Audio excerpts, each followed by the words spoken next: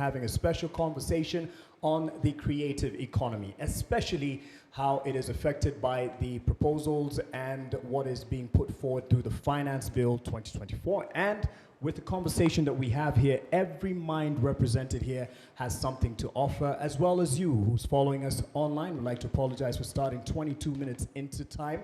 I know some of you have been on standby via the live stream, and we'd like to invite you. We'd like to appreciate every one of those who have responded to the call and have come for this town hall discussion. This discussion will be open to your questions after a while, as well as the floor here, the people who are gathered here with us for this town hall. My name is Mark Masai. It's a pleasure to be here, back here after a while, but it was a good time taken to reflect and plan moving forward. So please feel free to put your questions forward, what you feel perhaps has not been highlighted or won't be captured in our conversations. Let me just do a quick round of introductions to our panelists who are joining us this evening. Sandra Kimokoti, sports entrepreneur and associate partner at Axum. Atatueleza Axum ni nani? Fridah, the lady right next to me, Fridah Karuri, creative sector policy specialist and member of the faculty at USIU. However, George will tell you that he has a few other questions to throw her way as to the position she held in previous governments as an advisor within the creative section and sector, and she'll tell us more about that and her time as we ask the first question as to where she feels we are, how far we've come, or if we've clawed back on some gains. Next to her is a gentleman who is normally not as serious or reflective looking, Njugush Hapo, founder, CEO of Njugush Creatives and award-winning filmmaker. I think anafikiria juu ya line zake mistari for the upcoming performance. Utatueleza pia, perhaps those who are here will be able to get a ticket. Itakuwa exclusive kama Dave Chappelle. By the way, how many people went to Dave Chappelle? I just want to find out that it wasn't just online. Ekwa two stories za jaba. Juliani ulienda hiyo kitu? Nilinyimwa ticket. Katel iko hapa. Yes, brother. I'll be picking calls. Well, Juliani pia anasema yeye hakuenda, award-winning musician and creative industry player, and also executive director of Dandora Hip Hop City and entrepreneur, social entrepreneur, but also entrepreneur all around, and here to lend his voice as an artist as well in this creative space. George Gachara, the one who went to Dave Chappelle, Alikaa Kulembele, creative sector investor, formerly with East Africa's largest creative sector fund, Hiva Fund. But he's just back from Kigali and contributing to a conversation similar to this, and will be able to give us some contrast in terms of where he feels we are as a country within the region and the continent, perhaps even on the global stage, in terms of the gains that we're making in this creative economy. So, ladies and gentlemen, these are the panelists and the respective people who joined us here, and we really appreciate your presence with us. This is a conversation that will be, of course, on the back of the finance bill, and proposals, or rather submissions, are still being made. And what will be said here will still be put forward to associations that are represented within this sector that is a creative industry, and we will put this forward to the legislators as they take up the submission. So just to give some context in terms of what has been guiding this conversation, the PricewaterhouseCoopers Entertainment and Media Industry Outlook predicts that the pre-pandemic growth levels will be achieved in 2024. With the finance bill proposals moving forward, and whether they will all pass, we'll see about that. Global market projected to cross $1 trillion. That is in the creative industry. The report identifies taxation and inflation as key issues affecting growth because they directly impact consumer behavior. Kenya's own projection is that the industry will complete recovery from the pandemic by end of 2024. And Kenya is Africa's, and you might correct me if I'm wrong, third largest entertainment and media market in Africa after Nigeria and South Africa. Kumbe tukombele. You might tell us where we are with Kigali, because it seems to be doing a lot and causing waves in that industry. And Kenya's current administration has identified this sector as a key driver for economic growth. And Kenya now has $1 billion company on the back of mobile data and M-Pesa, both key pillars of the digital economy, without saying you know which particular company that is. So, ladies and gentlemen, I'd like to give and get a feel, like maybe read the temperature of the room And I'll start with you, Sarah, because, Frida, because you have been part of the previous regime and you've served under the Ministry of Information, Communication and Technology, and you've contributed in a big way, to your credit, you'd say, from where we are. As you speak to our position right now, give it a scale of 1 to 10, 10 being good and 1 being, minuscule. But tell us the gains that we have made in the past, especially when you served in the advisory role for the creative sector, and where we are right now, and if we're in good standing. Right, thank you, Mark. I believe I'm audible. So yes, as you rightly said, I served as Film and Creative Sector Advisor to the Cabinet Secretary and Ministry of ICT, which was where the film docket was domiciled. So we did a few things, and I think between 2019 to 2022, which are the years I served, the industry felt gains in certain areas. For example, distribution. When it comes to distribution of content, we were able to prove to global players, I don't know if we can name them or not. Yes, you can. Like Netflix, for example. Yeah. We had a memorandum of understanding between the government of Kenya and Netflix that covered certain areas of that touch on the creative economy. Number 1 being distribution. And between those years, if you flash back, you can realize that those are the years that the presence of Netflix as a distributor was very strongly felt. Yeah.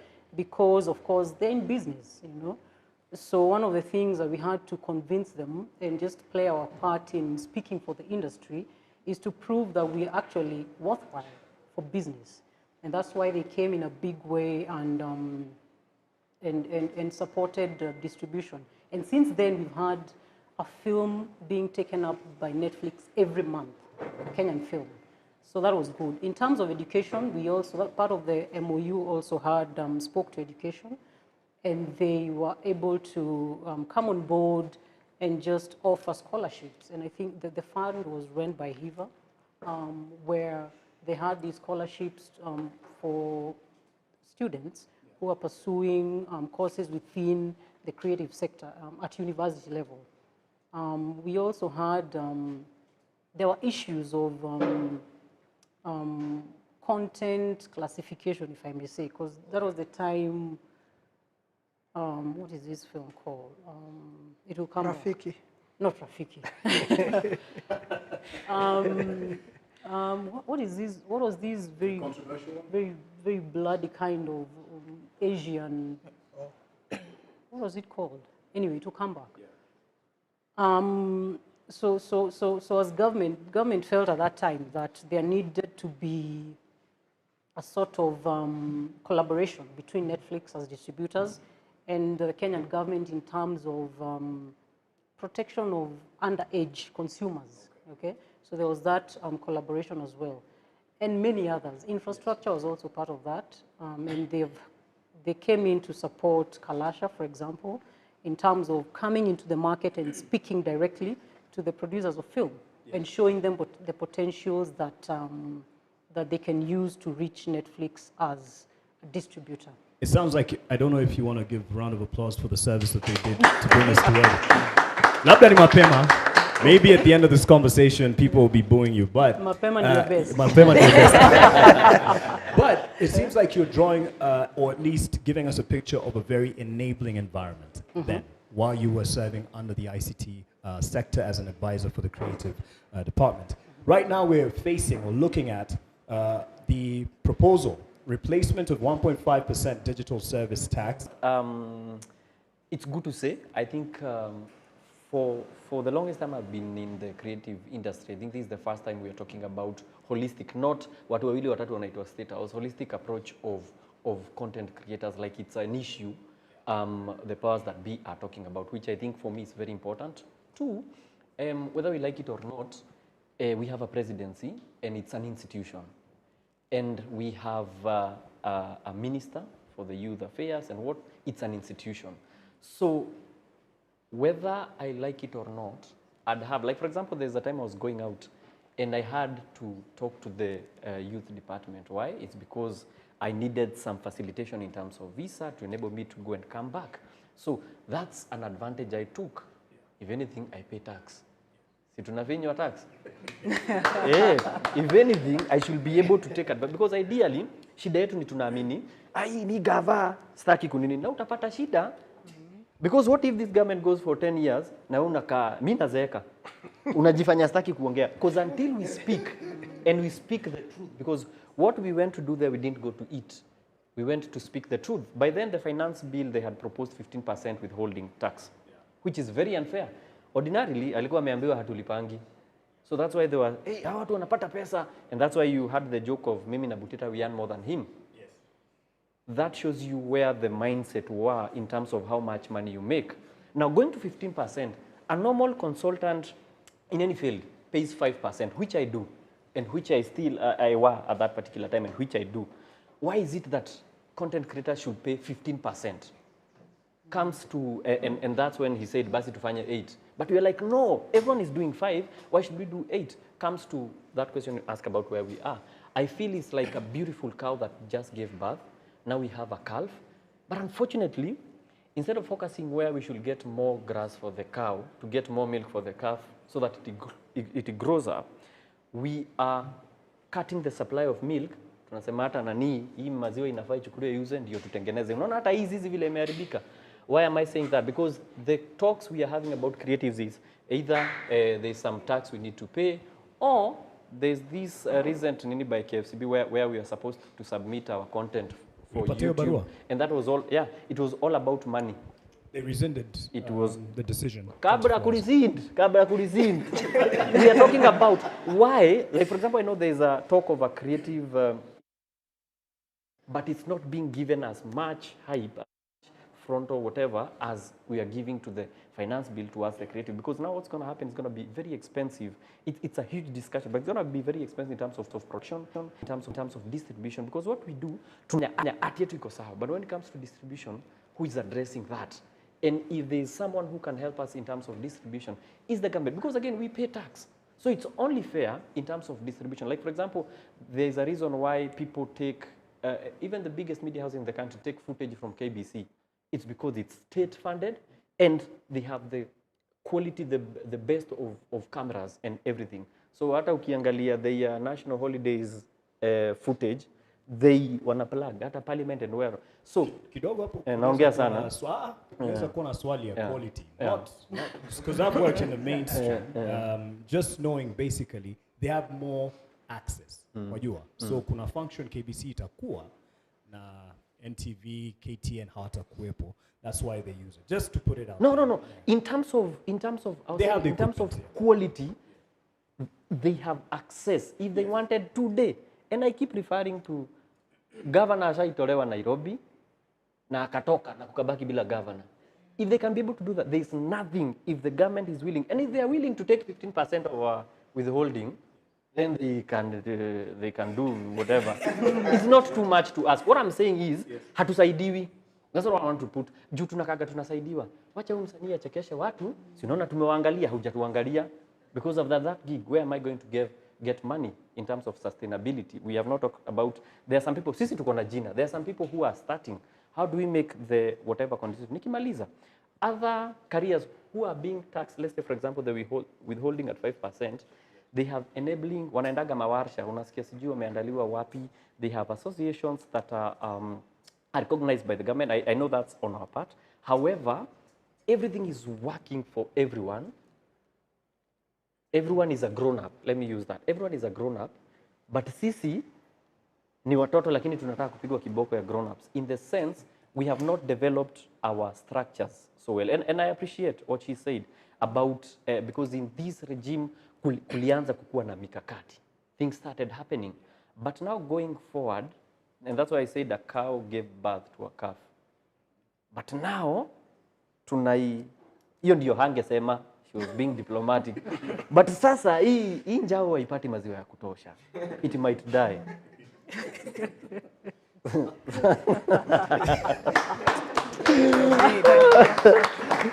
Asante sana for that metaphor. And Juliani amesema kitu hapa.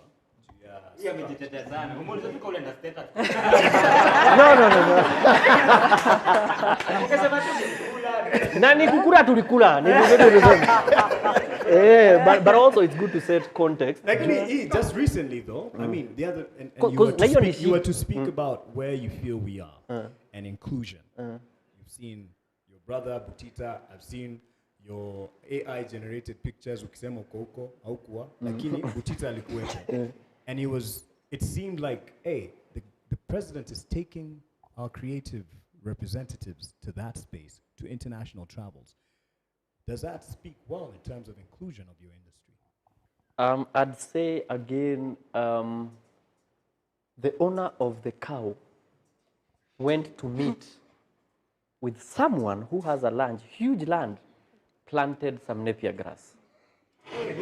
Now, tuliona alienda. Now we must wait until evening kuona kama hii ng'ombe ikikamuliwa itarushiwa some kidogo napier grass. Kuenda alienda, but in terms of... I have a question on this metaphor. Is Tyler Perry the one with the grass or Biden? How ni Biden? No, it's not a one. Tyler Perry ni kuona, walienda wakaona. Okay. But mwenye shamba, we are talking about because as they saw, we are talking about investments. Because we'll need money for these productions. We'll need money if we are to come up with that particular studio. We'll need money. Who is going to fund that? So yes, but also there's some more to it because it's not one-sided. Hatuhitaji kwenda honestly, what I believe, hatuhitaji kwenda kuona studio. Hauhitaji kwenda kuona studio ndio kuja utengeneze studio. If anything, we have enough artists, for lack of a better word, or technicians who can be able to do that. But what we need is more than that, more than just that in terms of policy. Like what are they doing there different from here in terms of wachana hata na technology keeps changing, but in terms of what are you doing there that we can do here but in our own way, which we can be able to do. But why is it that huko ina happen? Did you know that Tyler Perry alikosa time ya president? Do you know how that is? Tyler Perry hayuko anashoot. Sijui kama unanielewa. So there's how they run their things. Na hapa tukiitwa State House tunakimbia. So some things I think some things need to whatever, but I think not to take anything from that. It's a good thing. Good indicator. And we are having this discussion. It's even better because that means the calf will get more milk.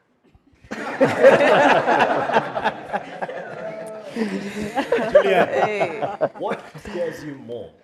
Ukisikia, oh, there's this proposal in the finance bill ambayo inaweza finya sector more. Ama, Kenya amemention tu sasa hivi, hizo structures within this industry, the associations and whatnot, they don't have a singular vision, or at least voice. How do you see it, in your view, reading this situation as we face the finance bill 2024? So me, as far as I'm concerned about the whole industry, first of all, ujaniulize hiyo story ya 1 to 10. Niulize alafu nikujibu. So I feel like tuko 7, kama si 8. 7. The reason why is the simple that even we are having this conversation here is proof enough that maybe we've decided to be intentional. Yes. You get? So nimekuwa mzee kwa hii industry, I've been 15 years, 20 years na pia nimewachua sasa wengine. So the only thing that has been missing all throughout is intentionality. So intentionality from the government, from the practitioners, and I was even telling you that initially the biggest problem I have with the people I meet, msana atakuwa rapper, ama atakuwa creative, is that anaifanya as a side hustle. So unaget, so hakuna intentionality. So when we say, ukifinyo, I finyo the same. Unaona, mimi nikiongea kuhusu taxes, naongea kuhusu taxes because niko na kwanza venye tuko naongea hapa kuhusu finance bill pale nyuma. Kwanza niko nimefloat. Unaona, nikaongeleza, hey, that's why I have a lawyer. Unaget. So now I understand why you need a lawyer, you need a accountant, you need all these things. So me, I take it a little bit serious. Yeah. So when conversation around finance bill imeanza to happen, I first see it as a good thing because now we are forced to have that conversation because somebody is coming for your money. And now you have to be serious about your money. But also, inaonyesha that the government itself didn't have a clue. They were just trying to throw something and then see what sticks. Iyo document haiko informed data, iko juju tu, iko tu huyu jamaa akona views ka 50, akona gari mpya tuliona, so inakaa huyu jamaa na make dough. But only Njugush ni maybe 0.1% of the creative content creators. Njugush, Kena, Terence, Butita, Abel, you need literally 0.01% of the so the majority hata wa make dough. So aliona Butita akamuinvite huyu jamaa mamchele nini wako sawa wakasahau that these are really good representation of the industry of what it can do, but that's not the context the majority. So I feel like we are to 7 or 8 simply because we are having more conversation, simply because peer industry may open up more. So before ulikuwa ukiongea kuhusu entertainment, kuna artist, marapa, kuna wakina Mama Kayae, kuna nani, alafu inaisha hapo. Now the industry may open up that if you start mapping out the whole industry, then you can easily know kuna jamaa, but kuna sana shoot, kuna venue ina make dough, kuna msana do security, kuna msana do ushering. The whole is opened up there. So I think we are 207, and it's good. We are in a good place right now since we are having that conversation at least. Yeah. No. The other question was whether you're concerned about the unified voice, whether you. Yeah, I'm concerned about Atuko Pamoja first of all. Majority of the people I talk to. So how I choose to run my space as a creative. So nikona shule, creative entrepreneurs school. It's something we're trying to build up we are trying to also work on financing. Huyu jamaa ameni mado for years. Anapatia so Chappelle. Na mimi nimekuwa best yake. Leo lazima nitoe machungu mzee. I'm joking. So I'm not concerned by anything. The only concern I have, of course, is that we are not all aligned. So we need to talk to each other more. We need to know where everybody is. But also we need to understand each other person's position. Because not everybody, as nispoitwa gig, nispo have anything, watoyota lalanja. Mtu mwingine sio the same. Anaifanya something they do and then baadaye wanaifanya weekend, alafu ana complain ngoma hit. I get mimi ngo. So therapy. No, I'm not saying that's not a bad thing. There's nothing for me. I never look at bad things. You look at the whole landscape, look at the material available, and then interpret whatever you want to interpret, and it will inform how you position yourself, how you move things. And so this conversation and any other conversation that is going on, including your kuchangia finance bill, is necessary to get us to a 10, but to 7. And all the material available for us to grow as an industry and to be what we need to be. George, you've been jotting down quite some notes as they speak. Intentionality, Hiva Fund. I mean, you've represented Hiva Fund, still work with Hiva Fund in many ways, given your last visit in Rwanda. I don't know whether now to kind of put it differently, as we look at where you're from, Rwanda, where we stand as Kenya, because they seem to be trailblazers in many ways. Not just because they're running with basketball in a big way, but they are. First, give us the highlight of what conversations you were having, and put us against them, Kenya, Kigali. So I always like to start by grounding my feet. And how I ground my feet is that all of us travel. When I go to Italy and I find everyone eating whatever Italians eat, the first thing is to imagine, oh my God, we don't have this kind of cheeses at home. And then you feel a bit of an insecurity. But then you also realize that's their githeri. And then now you have context of how to understand the cheese that they're eating or the ham that they're eating.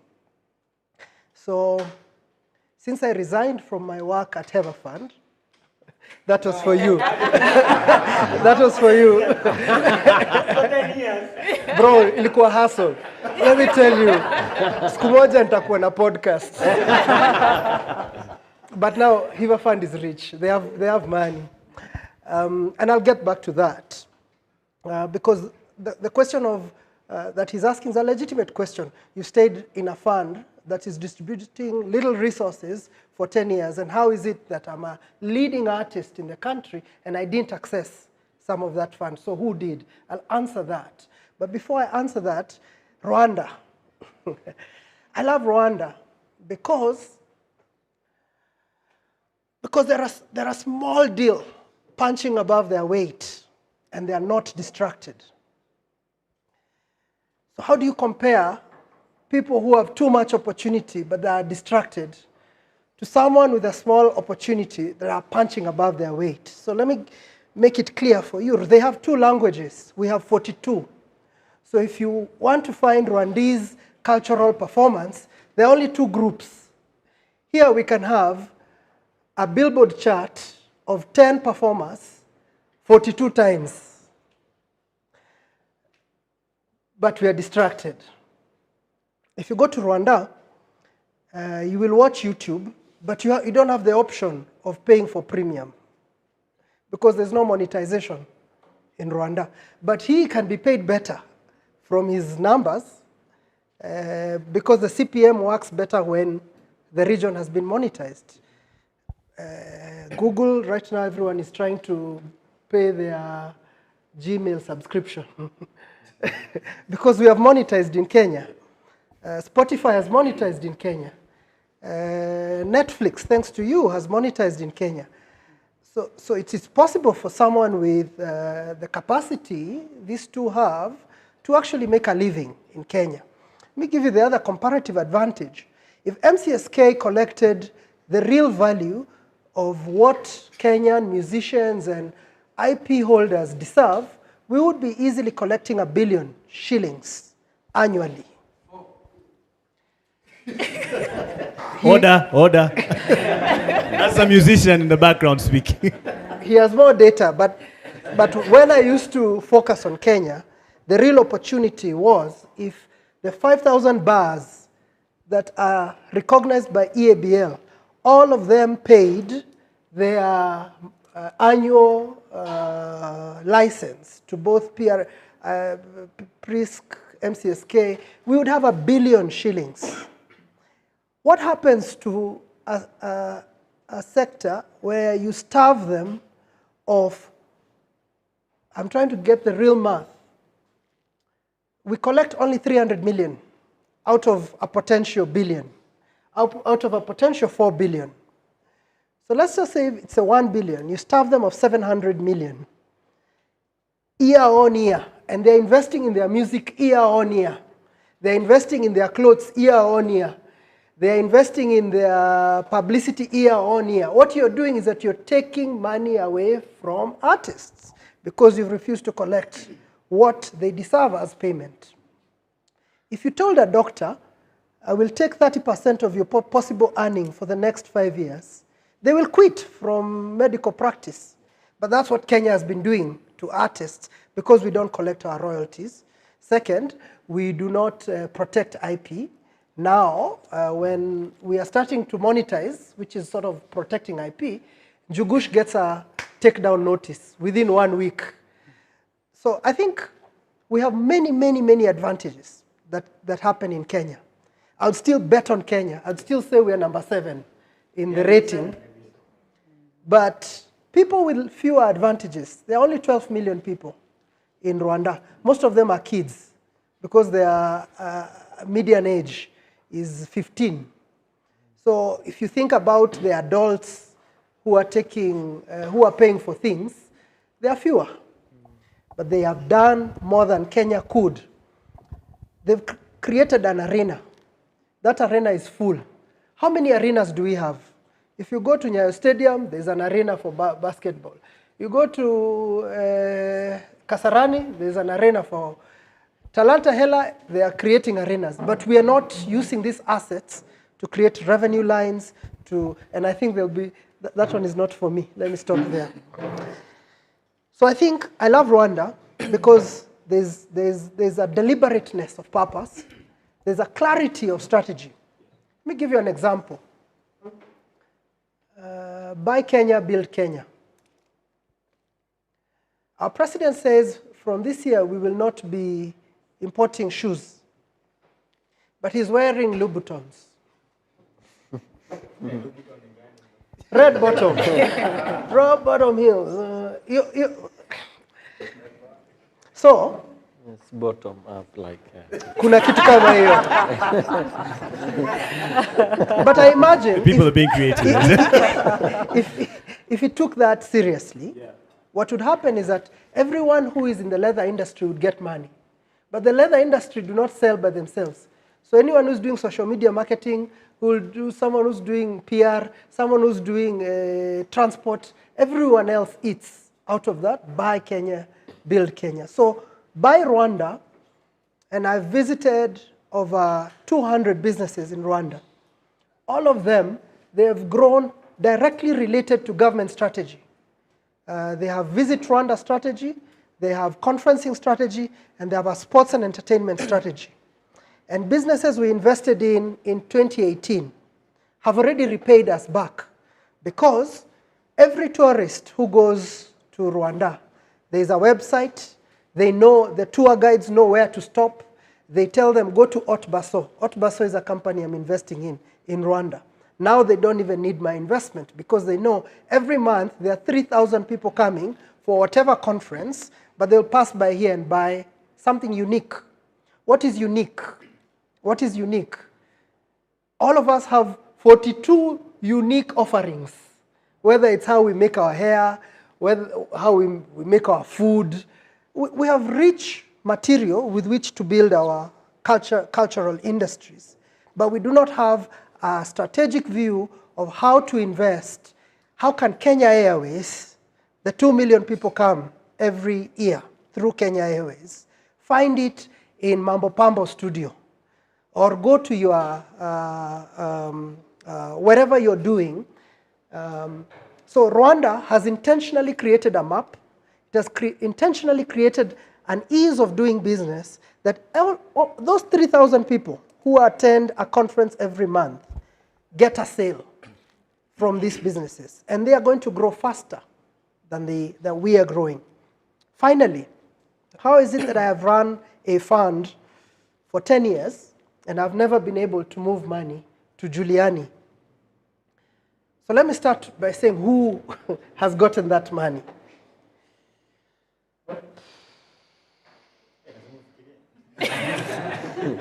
I've given 100 businesses 1 billion shillings. Clap hands for me. Congratulations. I've done more than your government. And I don't collect taxes. They're doing other things with that money, but where do I get this money from? I have to lap dance for white people. Figure of speech. Literally.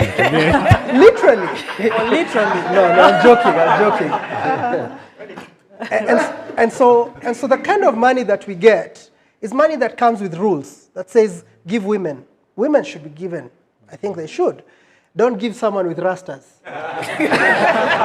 That one looks rich. That one looks rich. That one has this. Give someone who is this. So the kind of money that we've had access to for the last 10 years is money that comes from jurisdictions that have agendas.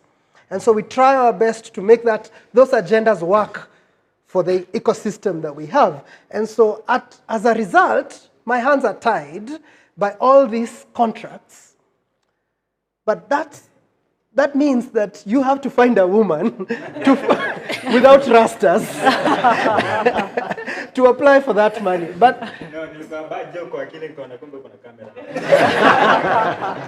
that's to say, it's a creative space. You get away with it. But that point is an important point for me, because even as we think about money and investment, every type of money comes with its vernacular. And so we have to think about the vernaculars of money that we are interested in. And so if you want private equity money, the vernacular is returns and quick returns and boards and products and X and whatever. And our tech bros will tell you the kind of stuff that they have to do But if you want DFI money, it has impact and da. But the question is, where are our rich people taking their money? So let me cut in on that and Sure. really try to get into some of the proposals within the finance bill.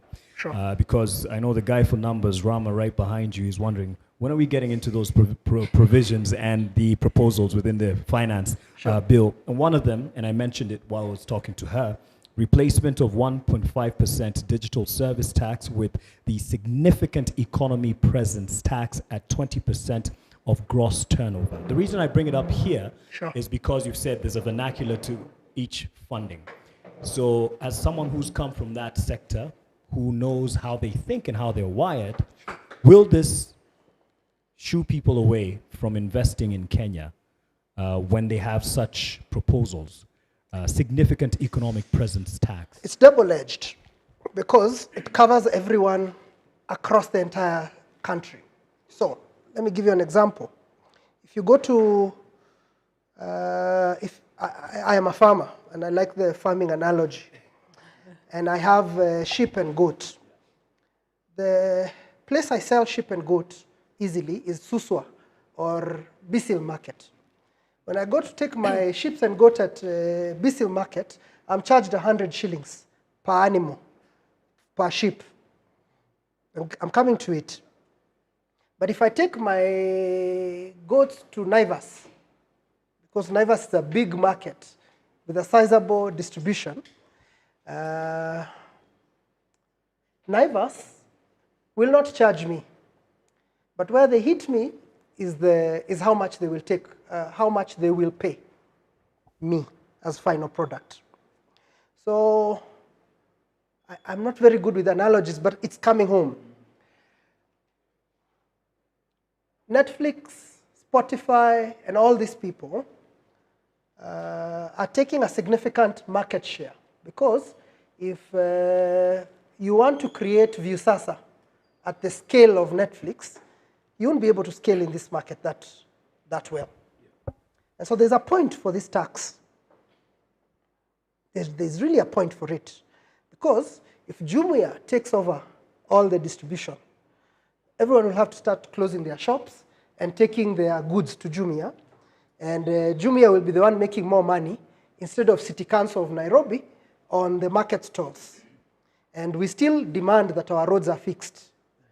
And if we are all selling on Instagram, where will City Council get money to do our plumbing? So I see a point for this tax because these people who have significant influence in our market and they're defining how people consume need to contribute back to the country's taxes. The point that there's a problem is that if you give them a high tax, what do? And I've been in conversations for the last 2 or 3 weeks with some of these players. They're saying we're going to take the foot off the gas from Kenya. So let's say if Netflix decides they're not going to be buying from Kenya, the impact is not proportionate across the market. It is disproportionate against filmmakers. So if you're going to hurt our distribution vertical, then give us a solution. Then maybe give more money to KFC to market our films in other platforms. So there's no tax without impact. So I think it should be considered very deeply. Because if we say YouTube is going to be taxed heavily, do we have equivalent? I'll give you a real example. If there is expressway and you can't pay, there will be the road downstairs for the rest of us. Bottom up. So I feel like there should be a conversation as to what is the specific impact to specific sectors, so they can say Jumia will pay that, but YouTube will be softer on them. So I mean that there should be a logical conversation around applying these taxes. Speaking of specific impact, Sandra, as a sports entrepreneur, one of the proposals that we have here is the fifth one that we discussed earlier, and you could probably speak to something else that jumps out from the proposals for you. But this one, I'm sure, does. exemptions removed from amateur sports associations. And basically, incomes of amateur sports association, family trust, and registered trust schemes are currently exempted from income tax, but this is now going to be changed, as well as 24,000 per month relief from withholding tax removed. And this has been the case. The 24,000 shillings threshold is removed. It should be noted that majority of the creators who work in Kenya are low earning. This relief is critical to their growth as it allows them some money to reinvest in their craft. But first of all, with the one on exemptions removed from amateur sports, when you hear this as a sports entrepreneur, what's your opinion as you speak to where we are? So I think to answer that question, it helps to paint a picture of what the sports industry just looks like to begin with, right? So you have the federations and the clubs. They mainly draw money from sponsorship, okay? We already know that economically it's become very tough for businesses, corporates. So already what you're seeing in sports is they're struggling to get additional sponsorship from corporates, okay? Then whatever money they get, they also, they supplement with merchandise, ticketing. In Kenya, the majority of athletes or sports associations are amateur already. There's very few that can say they are pro, and sports is what they do solely to make a living, okay? So more than 90% are amateur. Today, they are exempt from income tax, the sports associations. So when you say that you're going to introduce income tax, you're already struggling a cow that is so thin. The question now becomes, what happens to these athletes? And I think for me, what's worrying is that it feels like the policy is incoherent. I think there are some things that the government is really trying, okay? So for example, Talanta Hela. The idea there is, let's identify sporting talent early, let's help people monetize the talent, okay? The question is, these young people, where are they going? Who's going to give them jobs, okay? By and large, they'll go into clubs and teams. Now, when you say these amateur clubs and teams, you're going to tax them, how are they going to be able to afford to pay these young people coming in? So the way I see it, on one side, there's something that's trying to bring up the industry, but on the other side, you're shooting yourself in the foot. So there's a lack of coherence there. Yeah. Okay. So in terms of encouraging the industry, because sports is part of this creative industry, it's the arts, it's the culture, and then now we have the sports. In terms of what we have to encourage sports, you've told us, the corporates, they're the ones who invest in sports. But it's not lost to any one of us here how the betting companies that have really put in a lot of money are folding or have folded based on the pressure on them, on tax as well, on their incomes and their earnings, what this has done to the sector. Yeah, so I think when you look at corporates, and this is something we were talking about with George earlier on, in this industry, creative, sports, the money that people are spending here is really disposable income. So what you mean by us, the Kenyans? As spending Kenyans, on sports yes. And on entertainment. Yes. So somebody will buy bread first, will buy milk, and then depending on what is left, they might go to a music event or they'll go to a sporting event. Now, what that means is, even if you put aside the sports industry, if you just look at the broader economy, the harsher the taxation regime is, you're beginning to kill the creative industry. Because where Kenya is as a country today, people can only afford to spend the disposable income on the creative industry. So that's one part of it. Now, this finance bill has also proposed to introduce 16% VAT again on betting companies. In Kenya today, the largest sponsors of sporting events, aside from alcohol companies, are betting companies. So again, for any sports enterprise that has a betting company as a sponsor, there's a question in the air. If this bill passes, what happens to my sponsorship in the future? So I think for me, we need to, every year we see a new finance bill, it feels very extractive.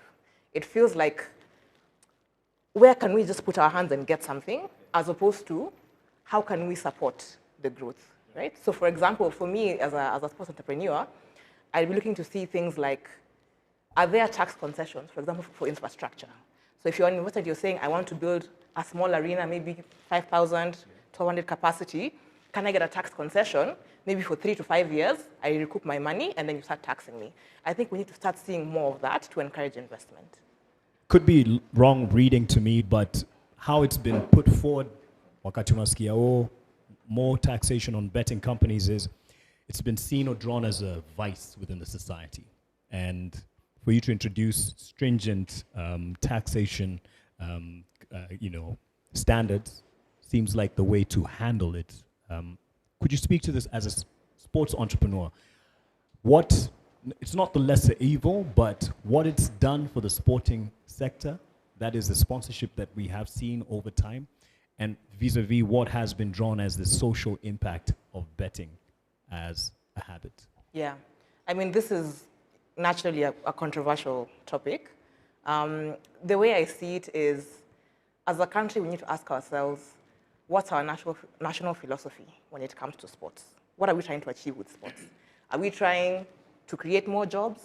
Are we trying to be a country where we are all just healthy and well? And if we don't make it to the HSBC Core 7 series, we don't have Olympians, it's okay, but we are healthier. So we need to ask that question, first of all. When we answer that question, we need to say, how are we getting there?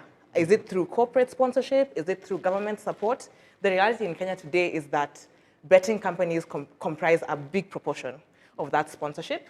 I think that there's potentially ways to address the betting issues without sort of overtaxing them and killing the sports association that they support. Right. Yeah, but there's a point, because in her government, they were taxing sports betting, and they taxed. Sorry, I know you're retired, but it makes for good contrast. They imposed 35% tax on betting, and they created a fund called Sports Fund. But all that money, the question is that where is that money? Because you need a loop. If you're saying that we are getting this money, okay, let me give you an example with this government. They're taxing for housing. But then we're told 34 billion has gone to treasury bills instead of taking it to. So they can tax. The conversation about the tax for betting should happen with betting people. But the recipients for the sports fund, the question is that sports fund complementing, doing its role? Or is it building houses? Or is it taking people to Haiti? The question is, if they collected 2 billion last year, why do the sports institutions have to go back to betting and still ask for additional sponsorship, as opposed to going to, I guess, the minister and getting annual budgets covered? Yes. And to the former regime, if I could. But to speak to what has jumped out from the proposals to you, and as you were jotting down some of the notes there, there's in policy, in the name of policy, everyone is talking about, limit the effect on the environment. And one of those that has come to this creative sector is the eco-levy on content production equipment. And Njugush will speak about this in pia unaweza rukia hii. Eco-levy on content production equipment, proposing to charge eco-levy on video cameras, SD cards, CDs, microphones, and other sound recording equipment, projectors and monitors, TV broadcasting equipment, and radio broadcasting equipment, based on, perhaps, I don't know whether you'd call it emissions, but in your view, in policy formulation, does this make the cut for, eco-friendly initiatives?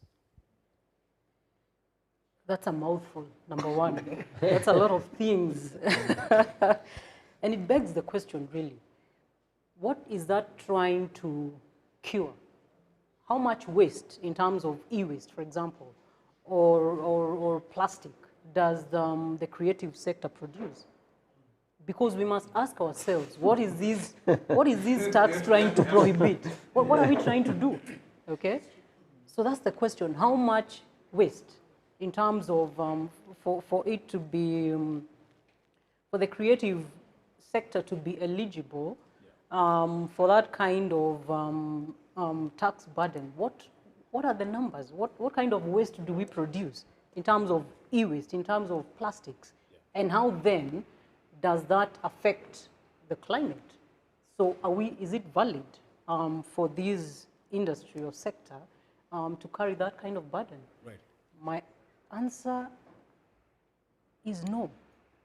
I don't think, comparatively, there are of course other industries, for example in manufacturing, that produce lots of waste that can be said to be harmful to the environment. And perhaps different, of course, different levels of manufacturing, perhaps there would be justification for that kind of tax. But for the creative industry, I'm struggling to find the relevance of that particular tax, because it's sort of a curative tax. It's trying to curb something. So what is it? And this is a proposal towards this, and as you can respond, and I'd like to give you an opportunity. You were jotting something down earlier. Maybe it's something that George had said, and you want to get back at him because he's really hitting on you. Please feel free. I don't want to cut you short on that. But if it comes back to you, tell me. But Njugush, I don't know if you are a beneficiary of the time when importing such equipment, there wasn't quite any stringent charges to make it easier for the industry. So you come for you for this for the production that's coming up, na unaweza tuambia, by the way, huku tuambia kama tunaweza pata tickets labda za bure, mtu akiuliza swali hapa anaweza pata ticket, you know. The calf will die. The calf will die. We start giving free, the calf will die. Now we are continuing killing the calf. And the reason I say is, honestly, just as she has said, in terms of eco, honestly, how many cameras do we have here? If we had a government officer here, how many guzzlers would we have outside? And it's on a daily. My camera is not working on a daily. Why? It's because I don't have maybe enough gigs. So it stays longer. More than these guzzlers that you have to ask for. Usually we had a budget of replenishing guzzlers and what have you. So in terms of eco, whatever, yoni story, what I feel like we are doing, and I'm sorry again to say, but what I feel like we are doing as a country, as a leadership, I feel like we are in, from 26th of December. From 26th of December, haujuangi siku ni gani. You wake up, you are like, leo tufanye nini? 20 Naivasha, 27, up to tarehe mbili ndio tunaanza kushika line. That's what I feel like we are doing. That's why leo tunaamka, tunasema, hey, leo ni nini taida peli, yeah! Then tomorrow we wake up, viatu. And then unfortunately, and I'm saying this with all the love, because we must speak the truth. Yes. Yeah. Unfortunately, that nini inaishia hapo. That discussion ends there until the time you want to tax again. And I feel that's a problem, because you look at how things are being run. Mtu tu anaamka from anywhere anasema watumie barua za YouTube. Mtu mwingine anaamka anafanya kitu. What is happening is we are from the 26th of December. Anything goes. You want to seem like you're not wasting the day. So you must devise something. Leo tufanye kitu. So I feel that's what we are doing. And end result, unfortunately, if we're going to go for 10 years, tutakuwa kwa shida. Because now what's happening, some policies that are being passed, if people didn't make noise about YouTube, how many such policies, even in other industries, that are going through without people maybe talking, because again, maybe sijui niko wapi, but how many such policies are going? And in the long run, what's going to happen? And that's why I'm saying, my final submission, the calf will die. Juliani, I know you do deal a lot with equipment wakati uko either performance and whatnot. But hata mimi mswa takataka. I have something called taka bank. I'm a takataka. So I know hiyo story about e-waste. Yeah. But so one of the things, there's a friend of mine tulikuwa tumetoka sijui wapi, and then ako gari yake akaniambia,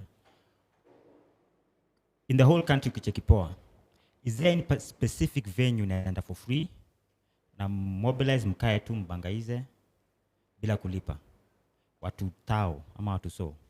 Any right now in the country, kuna any space yote kwa all of the country, actually Nairobi, that mnaweza gather muonge hivi ama muonge politics in Kenya sahi? City Park iko wapi? Na hizi joints na bebe. Hiyo ni whenever 2 or 3 are gathered. So, City Park iko wapi?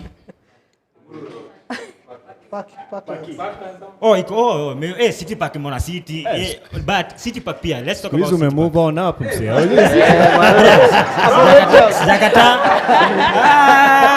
Sikatai. No, but you're getting to a point. So the point space where people in a kai place za sokelele and notice. Hata hatuandiki notes bana. Tunakaa vibaya. So a friend she said that sometimes tunasahau why do government do some things, and it's never because for your own benefit, at least at face value. At face value is never for you. It's so that they can control the masses and so that they can make decisions a certain way so that things cannot go like this.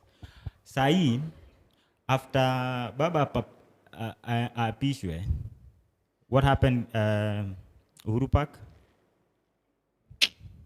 Hakuna place Kenya unaweza enda ufanye concert ya 10,000 people bila wewe kulipa ama wase come to a fun. So if hata mtaani tu uko place juzi ni kwa hapo from Thika Road. Sijui ni place gani hapo before sijui Kawendani and whatever. There's a place hapo kando. Wasao kwa nsanga bola hapo tu ukipita kwa highway unaona wasao wanacheza bola hapo. Saa hii imefungwa na mabati. So Kenya jamaa amepita hapo. So Kenya nataka kusema ni aje, we are fighting, I think we are being distracted to what's happening. And if we define what creatives have been doing for the longest time. Sisi first of all tumekuwa threat anyway. As long as you get people to think, as long as you get people to have a different perspective and alternative about how life is in issue. So yes, we are talking about taxes, but the truth is taxes is the issue. There's a bigger issue, one. Two, we have never connected ourselves. Every time we talk about creative economy, tunakanga tu watu wa nje. We have never connected ourselves, and actually we are the backbone of any industry in this country because we're talking about communication, education. Anybody who's going to launch a product, any government that is going to do communication, we are a background of that. Mtu ana do printing, mtu ana kona speaker, literally actually seen na rani economy. If you think about it, as long as something involves communication, education, na kitu yote ile. Amekuwa creative. Creative si Njugush ndio mpeleke State House. Creative ni huyo jamaa amekaa hapo daily ana interpret. Hata church. Wana interpret whatever for the masses. Una get? So we need that's why even when we were having conversation wasa wako kwa space pale. Nilikuwa naambia ase wasa wako anaongea kizungu heavy. So like ndala hizi vitu kweli. And I was telling them that anytime kuna na government inatoa kitu, I refuse to get involved. Ama to even think about that document, ama kusoma. Not because niko na ignorant, ama nitatafuta lawyer nitapretia, but the reason why is because I understood my position as an individual and as somebody who lives in this country. One, you expect the kindness of somebody else's heart to make a decision. And the final thing before nimalize, nimesema tu forgo that if it will help it make sense. No. The last thing we touch on something that actually after hapa yani hata tunazaishia. Philosophy. We don't have, as a country, we don't have a philosophy of this country. That's why we pushed Tunamka 26th back at because we don't have a philosophy about who we want to be as a country. Every calendar yetu ni 5 years. So every decision in PR now, if we had a philosophy about who we want to be, and then we'll be intentional knowing that actually sports will get us there. Yes. Rapping will get us there. We want people to think like this. We want so that tukenda kwa the global space, we are unique like this. This is who we are. If somebody alikuwa anafikiria na that way of thinking, then there is number one thing that alikuwa ana try ku support ama ku make sure that it work. The creatives na watu wa entertainment. I want to open it now because we've done an hour at least of this. And if you have a question, just for the benefit of our crew here to identify you, bring a mic your way, you could raise your hand. Any questions to anyone in contribution? Nakuja. This is like a bado tuna commercials on social newsroom. So ini kama hiyo because tumegonga 1 hour, but also want to read some of the comments because kuna watu wanafuatilia online. Nimeona mkono moja pale, mtu mwingine ule ambaye ana swali itakuja hapo kwako pia. when we open it to the audience here. And I'd just like to acknowledge the audience online watching on our live stream. Dr. Caroline Karogo says, I'm here for my baby sister Fridah. Great topic and very timely. One mic, Yosema. My gripe, first of all, Alisema, the issue is not paying taxes, but where the taxes go or are used for. Alafu, my gripe also is with some artists who are quiet while the CMOs are busy nyanyasaying wasanii. When Nonini complains, people in the same industry who have benefited are silent. Sijui labda respond to hiyo mwanzo. Mike imeishia. Hatukusilent, usiogope. Usiogope. Let me just repeat that as you get the mic. Mpe tu mic, yeah, just pass it to him. My gripe also is with some artists who are quiet while the CMOs are busy nyanyasaying wasanii. When Nonini complains, people in the same industry who have benefited are silent. Again, what are dealing with my hobbies? Most of the people in the creative industry are hobbies.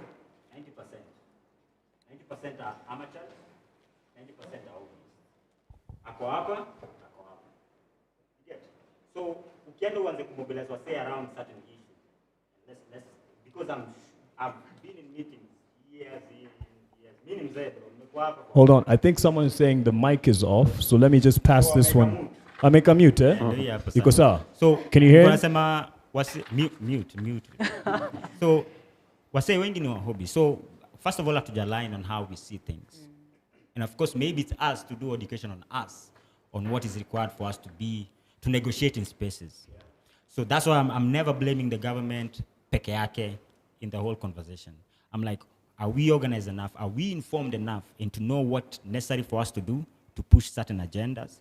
But also, Nonini yako well versed in what he thinks. Nonini ameenda all out on this. Amekuwa ndani, amekuwa nje, so anajua zaidi, unajua.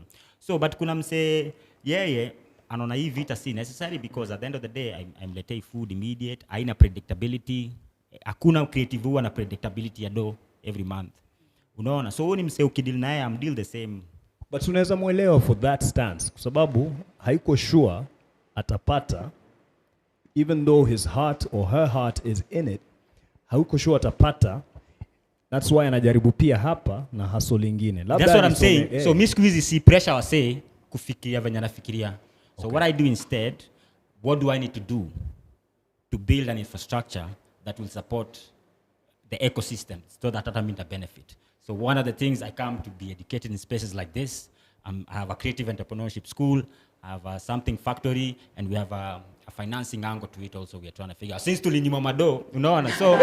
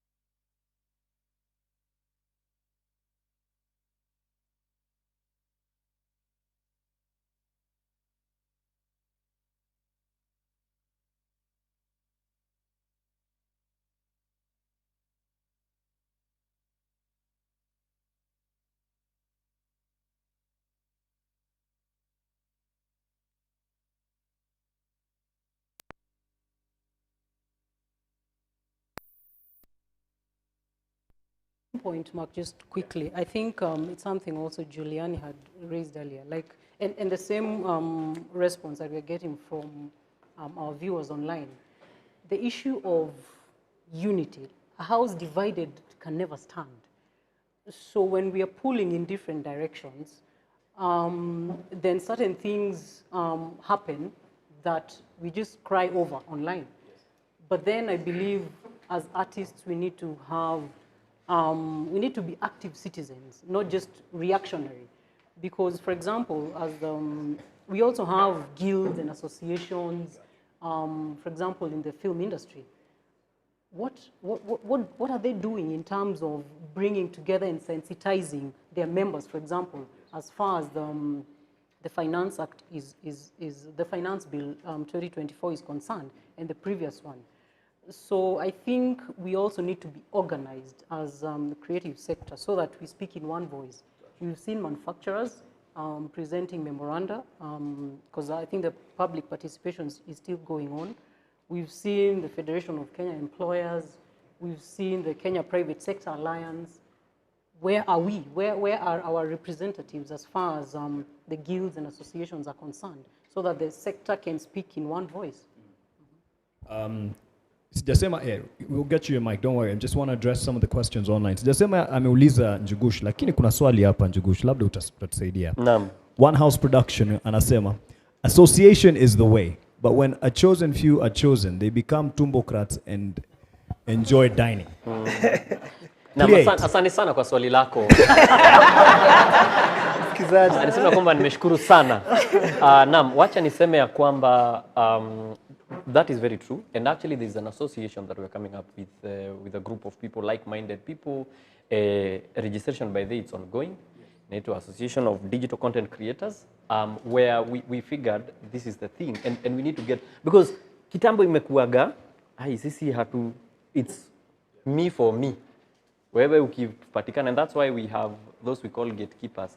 Na wako. It's a long story, naweza kupigia. I won't say here. Hapana, sitapiga hapa. Itaharibu. Now the cow will die. Yeah, so I think in terms of what are they doing? Are they in, and I keep asking, are you in an association? Like for example, we have Actors Guild. Unasikia kuna group ka 16. How do you which is which? So if that's the case, I know why I want to make money, and I'll do anything I can, including talking to the departments that are, like for example, why did the doctors wakagomba wanataka kuongea na the Ministry of Health and whatnot? Why? Si wangejifanya wao ni wa deadly wamesoma wakae kando. It's because these things are ours. It's our tax that is running those offices. Ina fuel hizo gazlas, inaweka hiyo chai, sukari kwa chai. So if there is something that I can be able to do, either on a personal capacity or as a group, because what we have is, there's someone who thinks that, mimi sio nini, but now I have an opportunity, what do I do? So bottom line, we join associations, and as Juliani was saying to Kiopale, he was saying about a difference in where you are in terms of the industry. Kuna mtu naweza ambia kitu aniambia mimi kuna kitu najua mimi ni mtu mzee, because they have a new kind of way of thinking. Gen Z ni wazi, they have a new way of thinking. So them, they are charting their own path. Na si umeona wakilipua polisi? which is a bad thing. Hey, wewe Mark, can you today raise your hand? So yeah, so I think that was on a light note. I hate violence, but in terms of tumbocrats, that remains to be seen. That remains to be seen, because do we step tukae nyuma tuongoje tukuje wote ndio tusonge, or we try and make, because where we are, do you know we come from, like for example in terms of digital, we come from digital being a pastime. Unafanya nini Facebook? Kwanza fanya kitu serious. To now it's a whole business where you need an accountant, you need a lawyer, you need all these people, a production crew just for digital. You've seen a lot of YouTube series coming up. That is material that can be taken to TV. Ukiangalia Nastro ni material ya TV. But why is it on YouTube? Because it is making more sense in terms of, now, if those people were to wait, sisi wote tuungane ndio tuanze kuulizana, sasa tutengeneze ya YouTube ama ya TV kwanza, maybe hatutaenda mahali. So it's up to, yes, we are lucky tuko hapo, tuko mbele. But now, when we are like-minded, what else can we do? Like, for example, I have a clique of friends who we do things together. It's not that we couldn't be 30. We are 6 of us, tunajita big 6 of us, doing things, and it's working. So until when other people join us, we'll go. Lakini hatuwezi sema juu tuko wa 6, tuongoje watu 20. Hata kanisa mkifika, where 2 or 3 are gathered. Amina. George, I want to ask you a question. Then I'll throw it to the gentleman there, and I think I saw another hand, Hapo. And this is in regards to the excise duty and VAT charged on airtime, internet, and data. and anyone else can jump in on that because it affects the whole sector. Current bill proposes increases, and the recommendation is that internet and data be zero rated with regards to VAT and that the excise duty be set to a maximum of 10%. This lower cost would help to make sure that the current access levels are maintained and that also the costs are lowered in order to grow this market. But when you hear this, yes, we have made some gains in the infrastructure, but now what enables you to enjoy the infrastructure is going to get costlier. Your view on this? Okay. Do you want the short one or the long one? Bonga. Okay. So where are we from as a country? I was alive in the time of Kibaki, so that's where my adult life begins. So before then, I was a child. So let's start at Kibaki. Agrarian, corrupt country on its knees. This guy comes and says, let's start industry. Big industry, they are happy, but everyone else is small industry, SMEs. So Kibaki, through his policies, creates an environment where SMEs start. What was saying, I want to be an entrepreneur. That becomes a thing during that Kibaki season. Youth fund, women fund, all these things were to create an environment where enterprise thrives. And then the children of Kibaki, Uhuruto, what do? They come and financialize Kenya. First, we were told there's this thing called our economy was rebased. Does anyone who was an adult who remembers that? And suddenly we are middle income. What does that mean? It meant that we were no longer those guys who are given grants by the international community because we are poor. We now can take credit from international markets.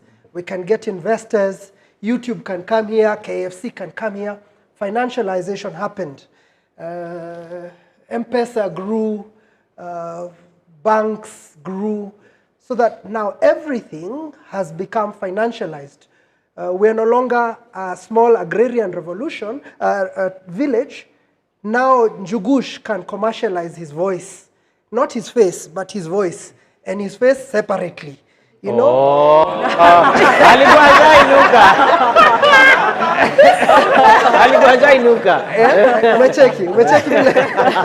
I know he's handsome. He's a handsome man. So we start to commercialize everything as a figure. For you to transfer a thing, it is charged. And then now we are in this space that the biggest push this government has seen is the digital. What is digital? Is that we are moving away from agrarian revolution where we are trading in goods, physical goods. Now we're trading in intellectual property. And so then, when we are speaking about intellectual property, new ideas come by. And that's why we are saying people are grappling. We're seeing that the policy doesn't make sense. Because they're also grappling. They're wondering, what is this country that still more than 30% of the economy is agrarian, but there's also tech bros who are doing 10% of the economy. So how do we enjoy both the farmer and the tech bro? So that is the confusion we find ourselves in. And so now I'm going to answer the question of excise duty. Excise duty in the agrarian revolution meant that someone has made milk. Milk is a basic product. But when it goes to a factory, it becomes butter, it becomes cheese, it becomes low-skim milk, high-skim milk, zero-calorie, whatever. It becomes products. So once a thing is a product, then there can be an excise duty on making the product. The point is that for us as creative industry, excise duty is a weird thing because Skiza is considered as an internet product. So that the artist's incomes from Skiza, which is directly their milk, is charged excise duty before it has been made into butter. Are you getting it? And then, because it is internet. So someone needs to come and say, the data that you are using to watch Viusasa, that can be charged excise duty. But the person watching, but the ringback cannot be charged excise duty because that is primary product for the musician. And so the confusion is that we have not understood properly what is digital economy from a policy perspective. And then the second point for me is that creative industries, like you said, benefit from disposable income. So if someone cannot buy the 10 bob 1 GB data from Airtel, they cannot watch Njugush's episode from beginning to end on YouTube. What's animalize explanation? So the thing is that there has to be clarity from a policy perspective. What is creative industry? Where does creative industry lie? Because there's a confusion between musicians who sing at church, musicians who are singing because they're traditional dancers in Taita Taveta, and the musician who is being played on Spotify. So the policy, which is the culture policy, should deal with the musicians in church, the musicians dancing in Taita Taveta at harvest time, and then the creative industry policy deals with Njugush, because Njugush is a manufacturer. But his younger brother, who looks up to Njugush, whether they're in university or not, might not be a manufacturer. But the distance between that manufacturer and being amateur now has been transitioned because, I don't know who to pick on. If Juliani. today, let me pick Juliani. Juliani has a lovely romantic story that we all love to comment on. But that story is not a product. But the day they make it a reality TV, then it's a product. So the movement between the amateur and the professional is also a small divide. So if you decide to record your home, your child, and you make sure that we are paying to see that, then you've become a professional. So there is a whole policy gap that we have, and that policy gap is creating confusion in taxation, and that confusion in taxation is going to kill that calf. Thanks. Can I add to that? Yes, please do. So I think the way I see it as a country, we risk missing out on certain opportunities because tuko tu hivi. Like we're only looking at what's happening in Kenya and how can I get there. I think this government needs to look at what's happening globally and then try and situate our country appropriately. So to give an example, if you look at the sports industry right now, there's a lot of global capital trying to come into Africa. So for example, the NBA a few years ago, you had to be an individual owner to own a stake in an NBA team. The valuations grew so much, they changed the rules, that now private equity funds can own a stake in those teams. What that means is even billionaires are being priced out of pro sports teams in the West. What are they doing? They're looking at where they can go in Africa, in Asia, buy teams for lower valuations, and then grow them, okay? That's the context we are sitting in. Creative industry as well. We have now so many films on Netflix. Now eyes are on Kenya. It's like, what can we do more with this country? And I think when you look at that positioning, and you look at what the government is doing, it's like it's sabotaging a really prime moment. This weekend, I was in Kigali, Basketball Africa League, okay? There was a summit there about innovation in sports in Africa. Nairobi was mentioned so many times. What can we do in Nairobi? Why aren't we in Kenya yet? What's happening? There's an arena in Kigali, they're building another one. What's happening? This year, there have been events in Senegal, in South Africa, in Egypt, in Kigali. Where's Kenya on the map? There's such an appetite to come to this country, but it feels like, policy-wise, we are just like, where can I grab, it's not supportive. So I think beyond just the bill itself, like you said, that philosophy question, how do we want to position our country to take advantage of all these opportunities? Yeah. And someone has asked, because it's on policy, and you touched on it. This is Cage Tamboy. What are the thoughts of the panel on the cultural policy? It's talked about the confusion within the digital space. Beg your pardon, sorry. Najisao kidogo hapo. The person asks, what are the thoughts of the panel on the cultural policy, which he's mentioned on, and the segregation, or at least the definition, clear definition that needs to happen for proper, if there's any word, taxation, proper taxation. Okay, thank you. So I think perhaps the very point to begin, as far as this government is concerned, is also clarity in terms of what is what.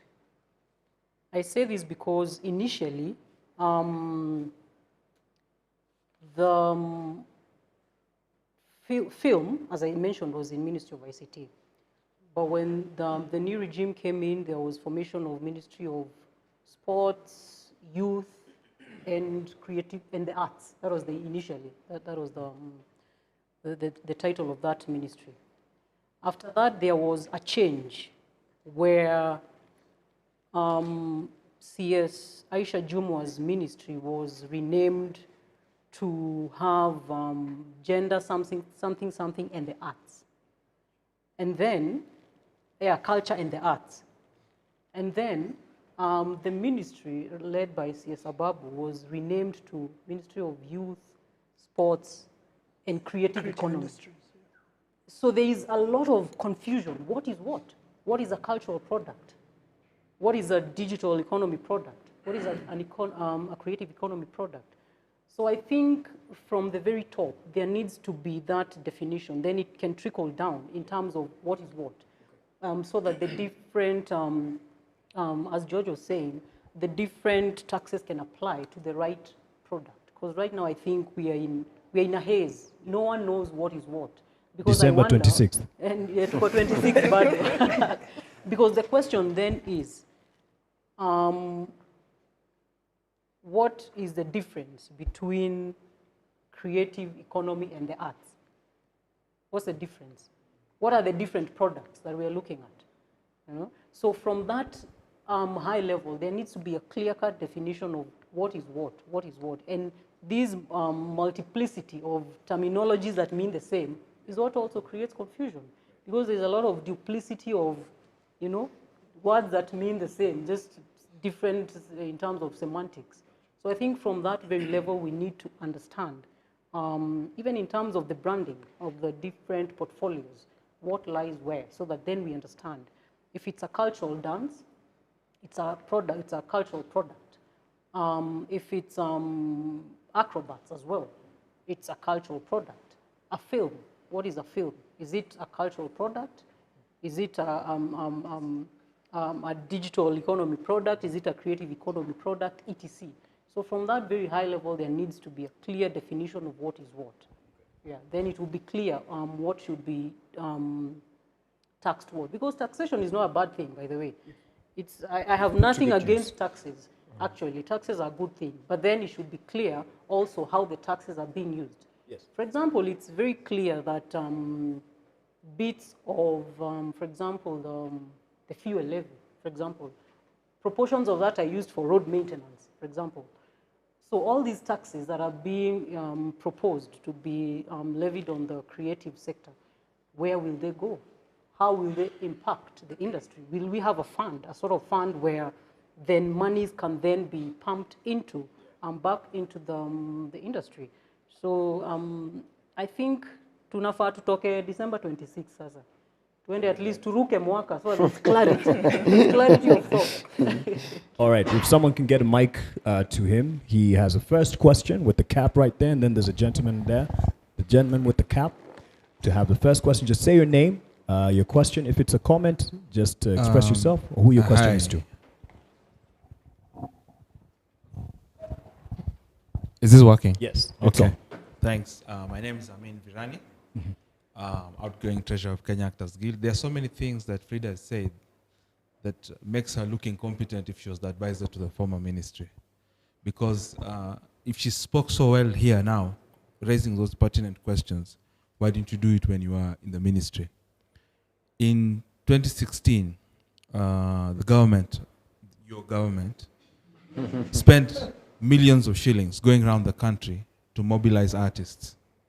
And in the culmination, there was a summit at the Kenya National Theatre called the Usanifu Summit, which bore a WhatsApp group which has about 200 leaders of associations. So there are so many challenges we face as associations that don't allow us to speak with one voice. Some of which Njuguna touched on earlier. Because when a few people get into a clique and get into a position, now they're hustling for tunaweza fanya summit na KFCB. Mtu anaweza toa pesa ngapi? Yeah? Tunaweza ipeleka kwa Safari Park. So there's that issue. When in that summit, I want to come to some of her closing remarks so that I don't lose my way. She said something important. In that summit, one of the last closing statements by a very, very renowned creative in this country, Susan Boya, yes, from Go Down Art, said, one of the key things that we struggle with is Joy Mboya, pardon me. Joy Mboya. There's Alaki Mboya, also creative, Susan Boya, kind of a creative, so it's a lot of Mboyas. Joy Mboya, she said in the closing remarks of that summit that was organized by your government, was that there were no clear demarcations in the different sectors of arts. We can have something that, I don't know if it was you or you who mentioned, there is Kenya Actors Guild, now because tulikosana kidogo, now there's Kenya Professional Actors Guild, there's Voice Actors Guild, there's Comedy Actors Guild, there's Task. Women's Guild. There's Women's Guild. So there's a lot of... That one is stable. That one is stable. That one is stable. And well-funded. Right? And well-funded too. Sometimes I feel like changing gender. Yeah, that's a thing. Yeah, that can happen. So the people advising government, competent young people with good education, good remarks, with good backup, when you get into positions, the same advice you give us here in town meetings, you don't give your bosses there in the meetings, up there. Why are you saying, ulikuwa huko, and left saying government haifanyi, but you had the opportunity. You didn't tell them? And it's not only her, there's a bunch of people. I'm just scared of naming. This thing is online. Those people are watching me and then kidogo huko kwa SMS. Itakuwa ni shida. As older I grow, I become less and less of an activist, because government now knows a lot more about me. So it's true. They know now where I stay. They know my PIN numbers. One PIN number. Moja. So yes, and so that's a struggle. She'd like to respond to that please. question. Thank you for so that. much. And then I've seen your hand, and you go next, and then you could respond to that. Right. Thank you very much. You know, one thing that is making us suffer from some of these issues we are talking about as an industry or a sector is ignorance. Ignorance is ignorance. Because sometimes and I'm glad you've mentioned that you're an activist. We are very vocal and wear the heart of activism a lot. So I'd like to, because I've been accused of incompetence, I would like to respond by saying, number one, that was not my government. Yeah, it was yours. That 2016 government was not mine. I started working in government on the 7th of August, 2019.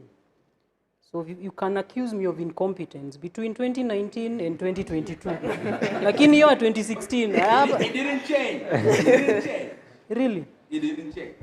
Is it what they inherited? To be fair. We inherited a dilapidated economy. What was said here and what was faced is different.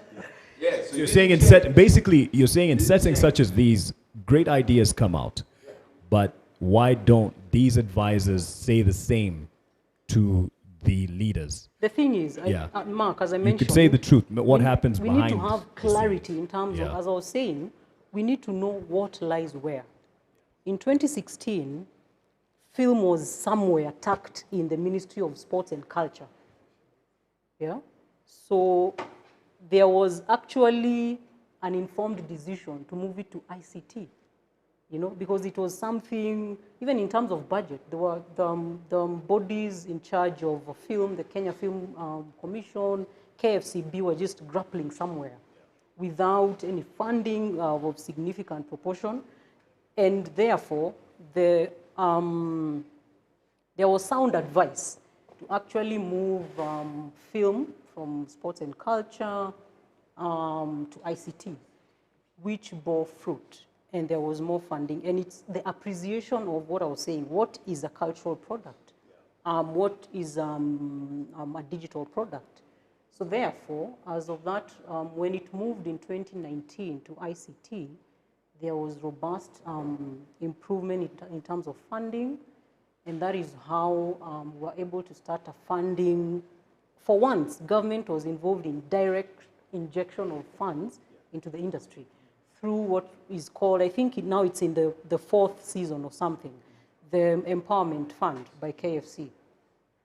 And they've been able to also attract other investors like GIZ into this fund. So this is a fund where the government through KFC is directly injecting funds into the industry.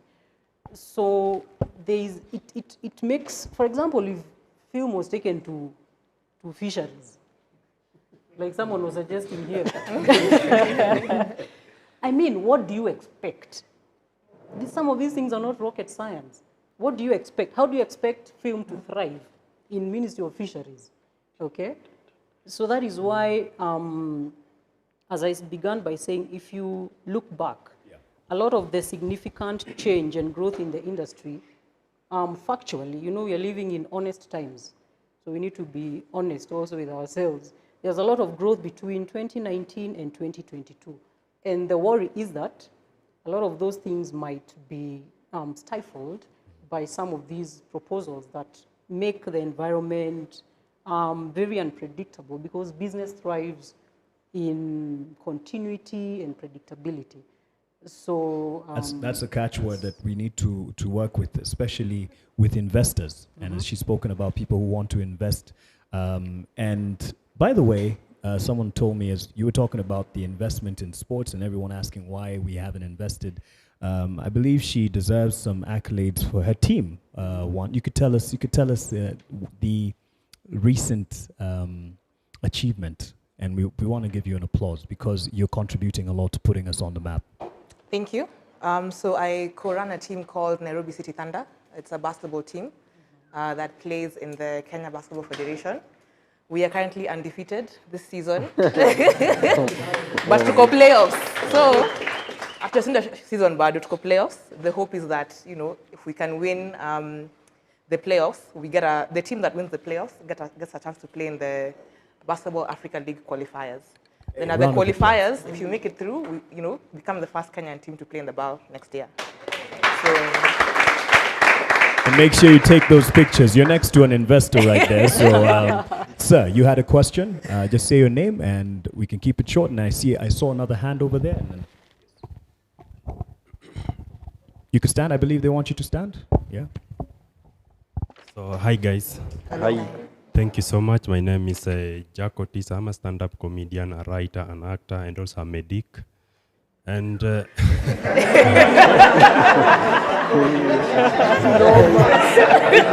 salary. Thank you.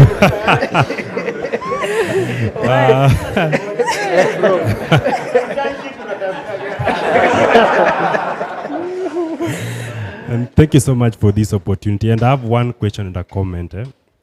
So my question is to her about the previous government and the MOU that they had about the Netflix and the government. So she said they had an MOU with the Netflix, but mostly I've seen on Netflix, we have a lot of films from, which is a good thing. So the question is, like, why don't we have things like stand-up specials, you know, or comedy specials? Because I know a few people, or like many people who have a special, including Njugush, but I've never seen it on Netflix, you know. In fact, my friend here, Marcus, is shooting his special on Saturday. So, such platforms are really good. And then my comment is on how government is approaching the whole thing about entertainment industry. I kind of feel that the approach is a little bit wrong, or like not in line. For example, let me comment on what Njugush said about the government traveling all the way to the US to see how policy work, then they come and implement. But they are taking a longer route when we have a shortcut. For example, think of something like YouTube. Like we all know, like African or Kenyan YouTube are the least paid, you know, and we have a YouTube office in Kenya. Like the government can actually negotiate with the YouTube well in Kenya, and they can be paid more. using the same metaphor that Njugush used. And here's the thing, we have a cow which has delivered, right? And we are trying to milk this cow. But remember one thing, this cow has suffered. Nobody has been feeding it for a very long time. But now this cow struggled to a point whereby it has now delivered and we have to milk it. But now the government is traveling all the way to look for someone who have maybe grass or something to come and feed it. But remember, this cow is an indigenous cow. No matter how much we feed it, we can't get enough milk.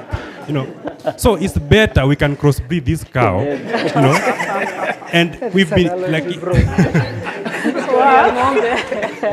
So like,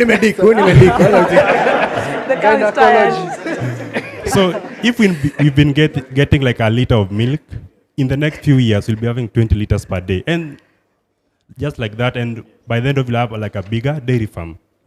Thank you so much. Asante, you could respond to that. Asante Sana. On issues of comedy specials, I think a lot of these decisions are business decisions, really. This is not a policy decision. It is not something that government can enforce, because Netflix is a private business. So it's not really a policy issue. It's more of a business issue in terms of what makes sense to them in terms of business numbers, But Dave Chappelle's here, so that's a good thing. So perhaps it will show them that there is actually potential for comedy in Kenya, and they'll perhaps open that as an area of interest as far as distribution of comedy content is concerned. So it's a business decision that government really cannot push down the throats of private business. Yeah. And you see right there, right there you see you're talking about the difference Rwanda, Kenya. You saw what Rwanda did with Dave, with Chappelle. Hapa aliingizwa kama bangi kama mtoka. But pale, it's because as a country that's who we are. I don't know how it happened. I don't have the insight of what happened. Butita alikuwa amelipa alafu tena akaambiwa asiende. But I don't know how it happens. And as she said, it's a business whatever. Whether Dave akuja hapa anaperformia watu wawili ama watatu, it's a business whatever. Gava yezi kuja iseme hapana. But far from that, as a country, that's where we are. Ask yourself, kwa nini Dave akakuja akapitia hapa? Akachomoka, Rwanda ameenda sijui ameenda State House ameenda akaketi kwa that basketball something you had, right? See, he was there. Yeah. Niliona kiti yake imetengenezwa.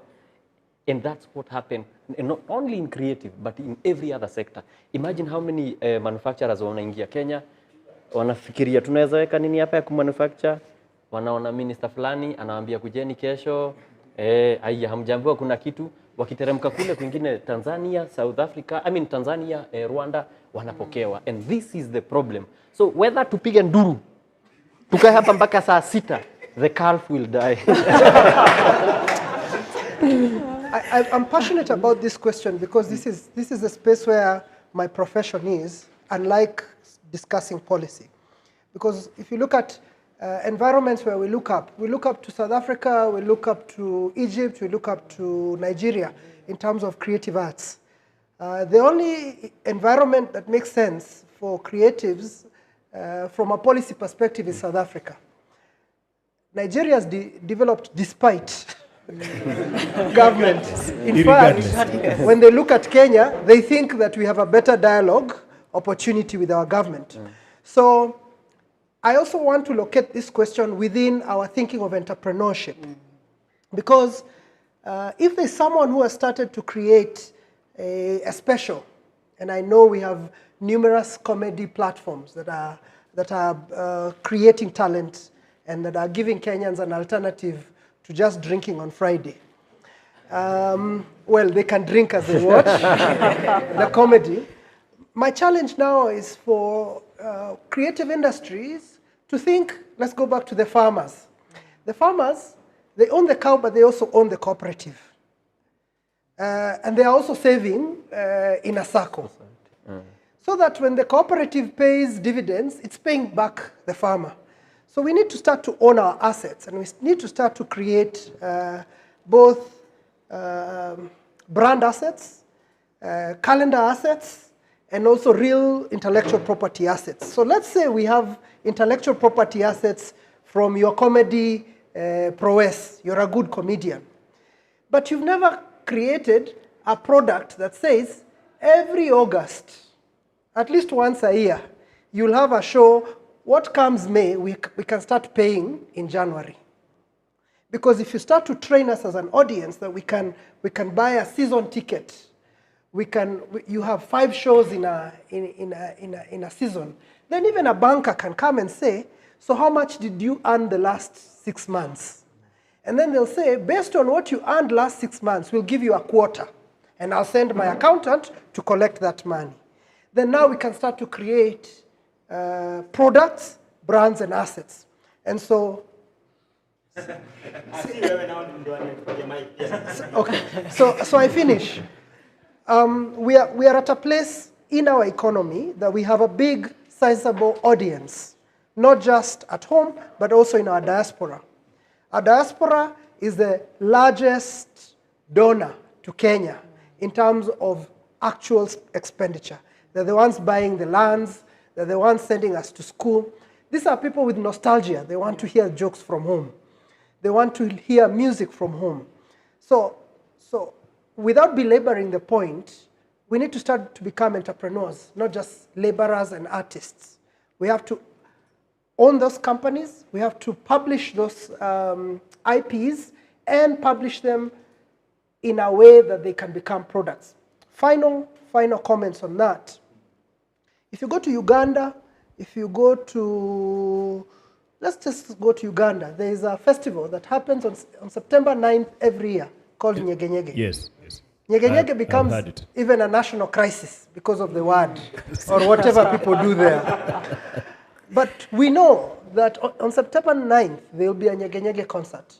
If you go to Malaba border or Busia border, the number of buses ferrying students, teenagers, anyone going to Nyege Nyege is more than those that go to Blankets and Wine. Are we together? So it's for us to start to know that our environment is a tricky environment, but we have things going for us, that we have a big population, both in the country and in the diaspora. We have a big middle class, and we also have expatriates. And expatriates are not just the UN whites in that corner. We have the Ethiopian expatriate is here, the Somali expatriate is here, the DRC expatriate is here. So we need to start creating products where these people cannot just come and pay a ticket, but eventually they can also start to invest. All right. We've got kujibu, lakini wacha nipe huyu jamaa fursa ulize swali, because I've seen 4 other hands here, and because of time I want to include everyone. Your questions, keep it short. You can hear me? My name is Kimani. I play in the space of film business. So mine is a comment on government. We've engaged with government for a long time. Sorry? Just step closer here, just so we could see you. Hatujasema. Maybe next time I get a ticket. And when we talk about government, who do we think are the people who make these decisions? What do they understand about the value chain of what Njugush does? You know, we lay blame on people who don't know. They don't know. Now we have a creative sector bill, we have a film policy bill, we have another bill which I was reading, I didn't even understand it, and they are all bad. But these are new bills. So for me, the onus is on us, the creative sector, to own our sector. We don't own it. We always turn and say, it's those guys. It's the government is not doing this, the ministry is not doing that, you know, KFC is not doing this, KFCB is sending us letters, which, by the way, those letters are in law. If you're in the industry, you should have read that act and know how it has some good parts and some really terrible parts, which when we were fighting the guy who used to be there before, it was like, that is something for filmmakers. Wacha wapigane huko peke yao. The rest of the industry never spoke. They thought it will never get to them. But law cuts across everybody. So the lady here, Fridah, she's spoken very well. I know what they did during that tenure when film was at ICT. They really tried, but the industry failed. The industry could have accessed much more money, done much more, but there's what we do. You guys want to form an association? Please don't. It is a political animal. Film, as he mentioned, there are numerous associations. They are political animals. You mentioned gatekeepers.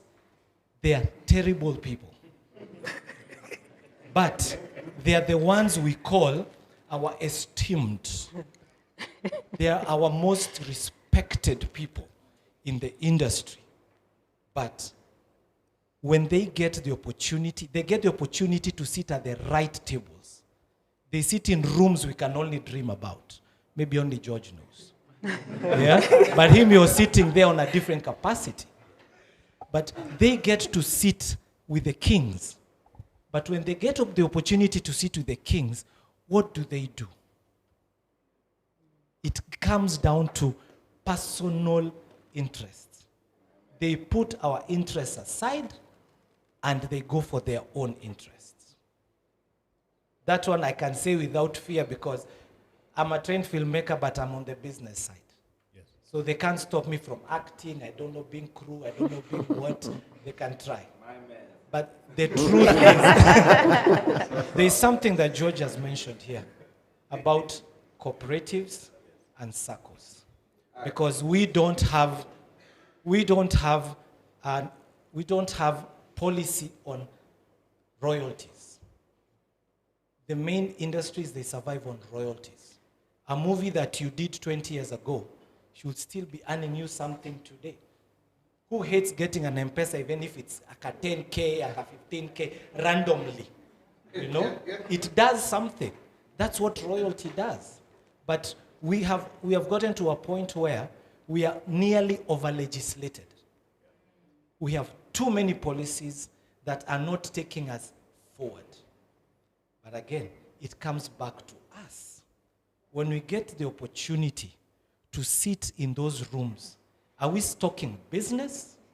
Are we talking sector business?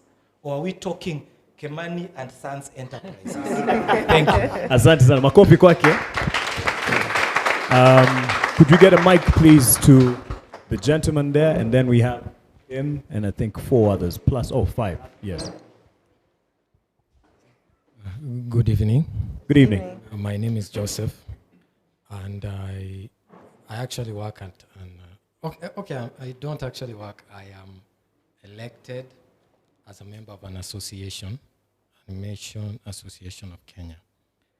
Yeah, that one, A3K. You've ever heard of it? Anyone? Yes. Ever heard of it? Say that again, there. Association of Animators of Kenya. Yeah. So I'm a committee member, and I have been also interested in this conversation about matters concerning policy. And I'd like to add on both of your points, and also like disagree on some of them. So on the issue of policy, I believe we need more regulation. And when I say that, I say we need more clarity. Because, let me use an analogy. For example, like a cow. Yeah. Cow is red. Maybe chicken. Stick with a cow, okay? Okay, so this farmer and this cow, they are, let me say, co-partners. The farmer is the government, and we, the creatives, are the cow. And when I say we need more regulations, we need more clarity, because here's an example where, for example, the farmer demands that, okay, this cow produce like 5 liters or 10 liters of milk, and it gives specifics of the cow should, that's now taxes, 30% corporate tax. But now when it comes on the other end, now the cow is asking questions. It's asking, okay, how are you going now to, how much have you set aside for me? It's what lawyers will give it a certain term called the intelligible principle, where it's open-ended. The farmer says, we'll decide. We will know, we will look into that. So we need on our end to define more clearer laws on how we will benefit. Just to intervene and just ask what you disagree with Kimani. One point so we can move on and give the others a chance. I'm a believer in association because we need to work as a group so that, unity is strength, and that is how we can coordinate and really represent our issues and speak as one voice. Asante. Sorry to cut you short, just to give it an opportunity to everyone. I believe you don't have to move, so just hand it to him. I believe he doesn't have to move. He's good. You just stand up and... Have you given him the mic? Yeah. Okay. Good evening. My name is Apollo Zaswani. Mine is addressed to George and Sandra. One of the key things that when you're speaking that has come up is that there's limited knowledge in terms of digital economy. Now that you're here, we're here to give suggestions, right? Maybe you could shed more light on the difference in terms of the creative and cultural products, such that if I see Njugush today with Isikuti dance attire, is it cultural? I'll have tomorrow he wakes up and do another creative thing. Which exactly is it? Yeah, thank you. Asante. George, you want to take that first? And then, because you said George and Sandra, right? Yeah, George. So definitions. Not restricted to the tax conversation that we are having, but just a general conversation. So you understand what a business is.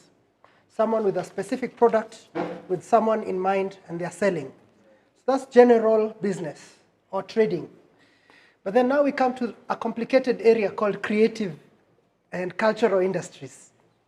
And cultural industries, the material we use to create products is culture. And culture is not owned by anyone. It's owned by community. You wake up from a Luya community, and then you decide, I'll make a Maika restaurant that offers a specific cuisine. That becomes the enterprise from the intellectual property that belongs to the community. Some people in film and in gaming have the advantage of creating that intellectual property from the processes of their mind, from their own inspiration, or from their painting. So for culture and creative industries, the core principle that we look at to distinguish whether it's a creative or it's cultural is that the IP is mostly owned by the person selling that product. Owned either through licensing, owned through commissioning, owned through own innovation. So if I was to prototype this, Njugush is one of my favorite, the products that Njugush makes is one of the favorite pastimes. So there's this one he particularly made about going to the in-laws' home. And it was a farce, the most painful farce I've ever watched. I've shared it in all my family WhatsApp groups. The material that he is referring to is cultural material, because we all understand the place of dowry negotiation. But the specific IP is the setup, the conversation, the conflict.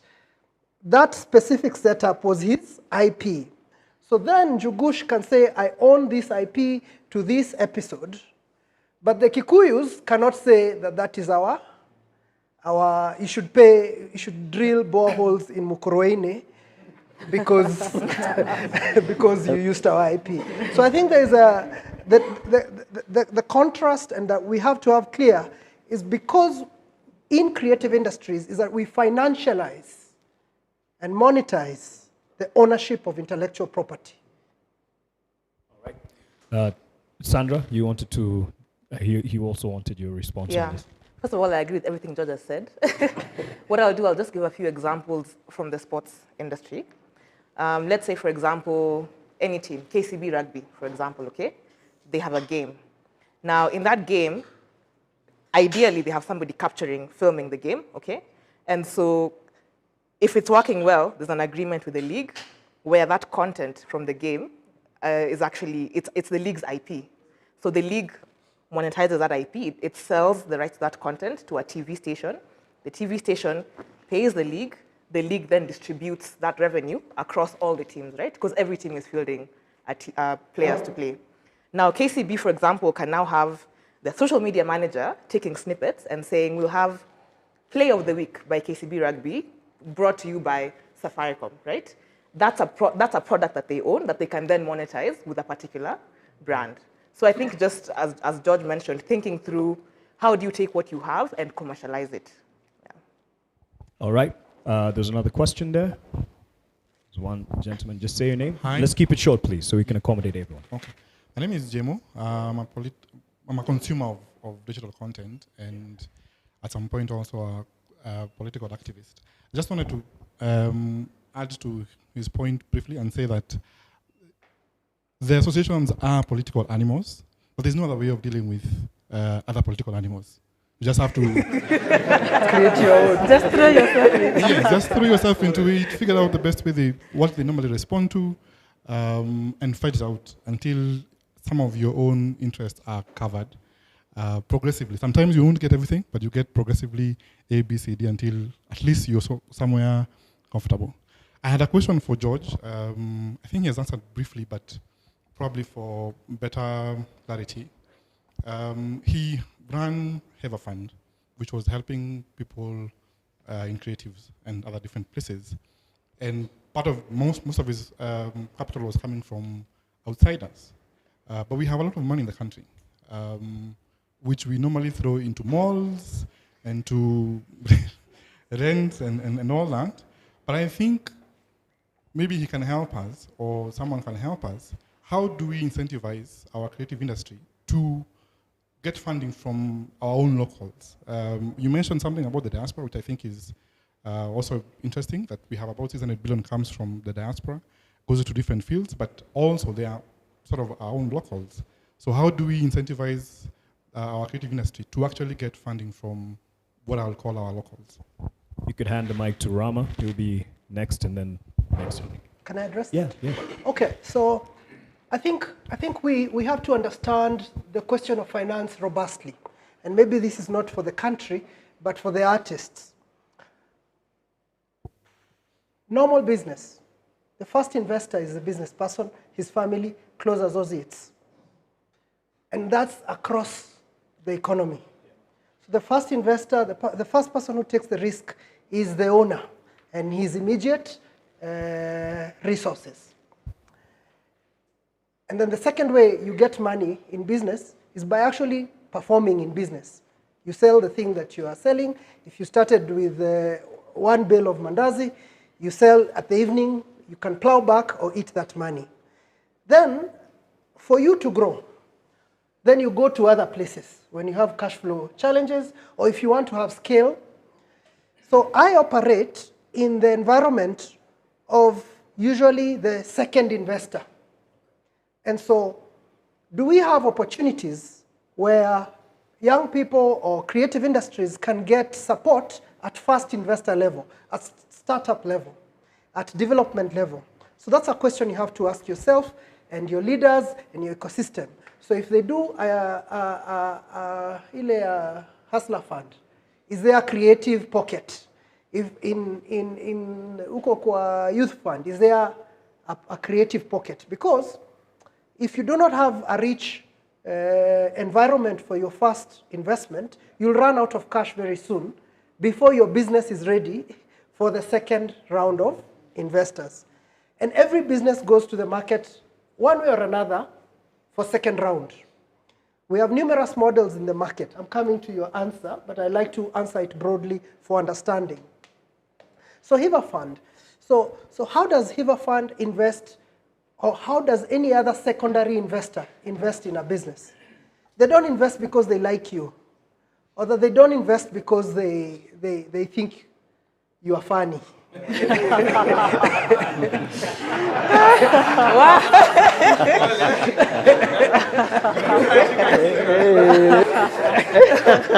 This one is a rich man. He doesn't need my money. In fact, he's investing in a lot more people. They invest because they see an opportunity and they see that there's a potential for you to return the money they gave you, but also at an advantage more than where else they could have taken their money.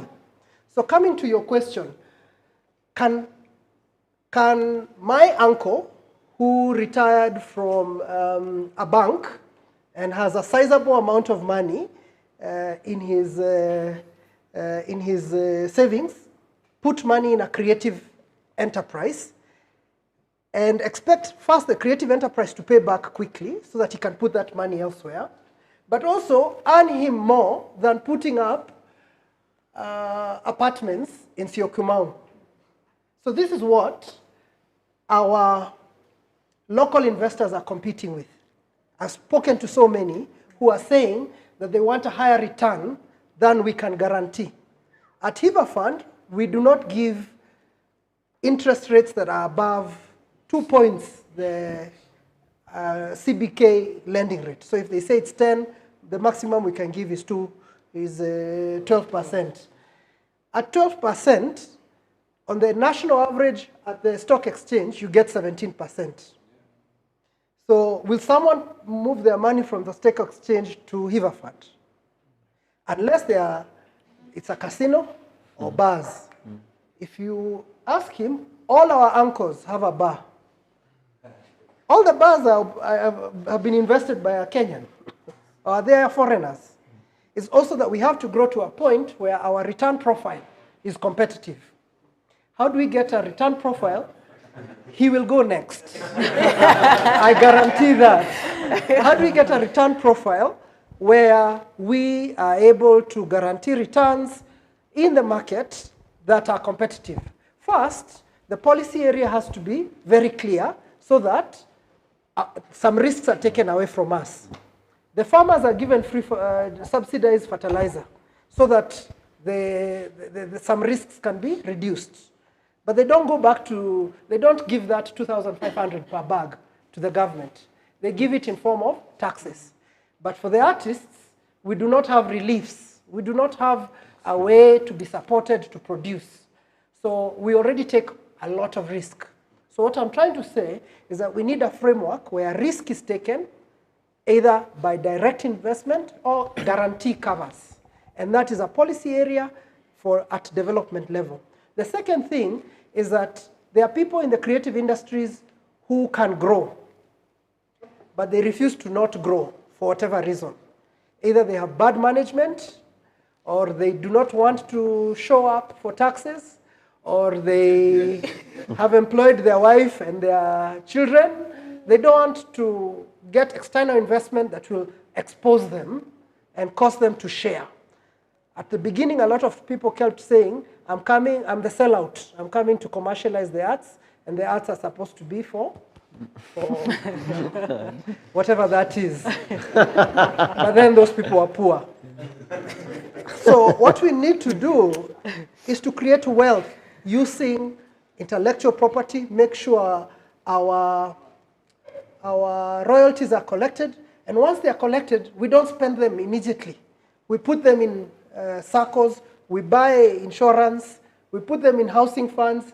I heard the other day that Americans have been given a road to build all the way to Mombasa, and they've started raising money to build that road, and they'll be paying people who give them money every year for 30 years.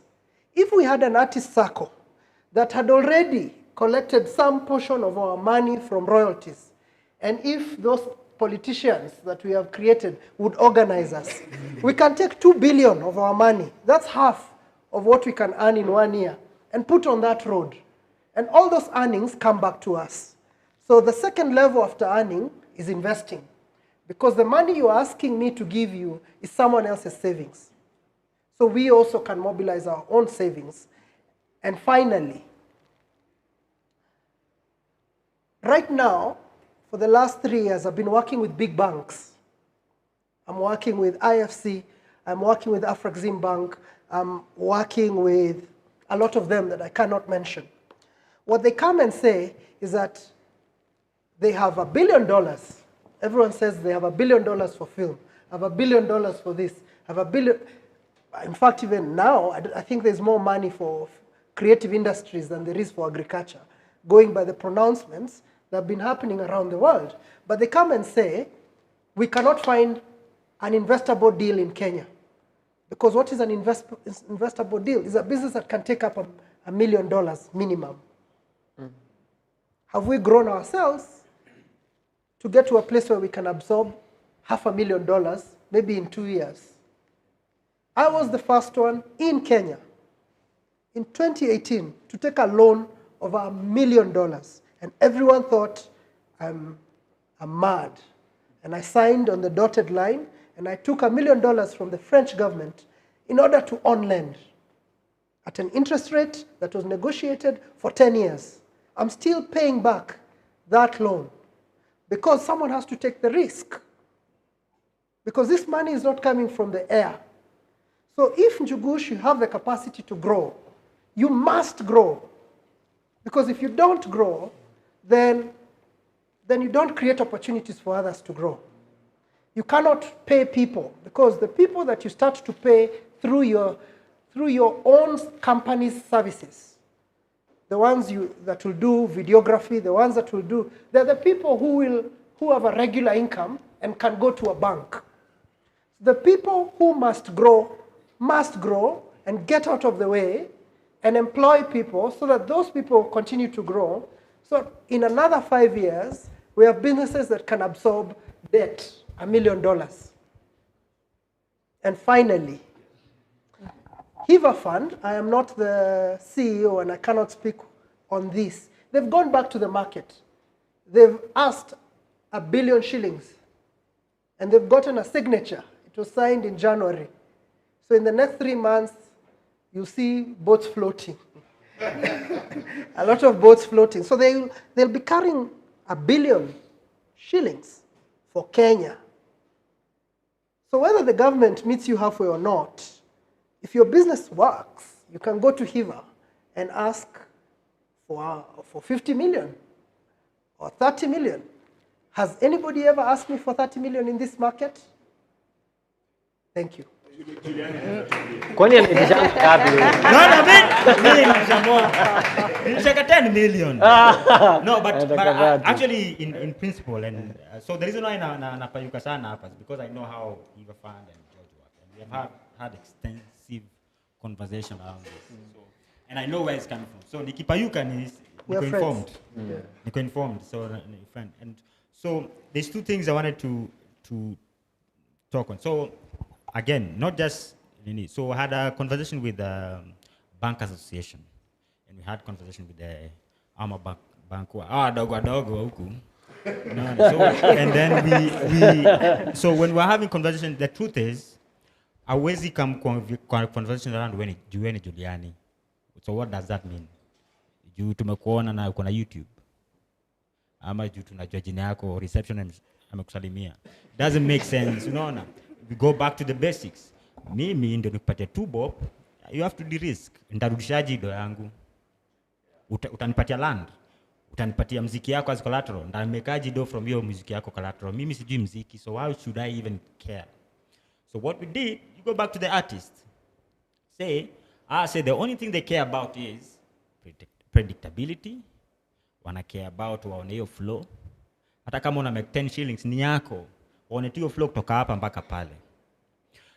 So hii conversation yote, that's why directly niwaambia mimi I care about government, but I also don't care kidogo, because if I'm not organized enough to come and negotiate with the government, then whatever deal government, so policy inakuwa policing. Umesikia hiyo rhyme, bro?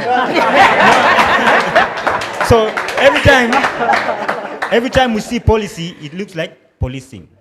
And yet, the reason why policy na come, as pia wanataka to find order.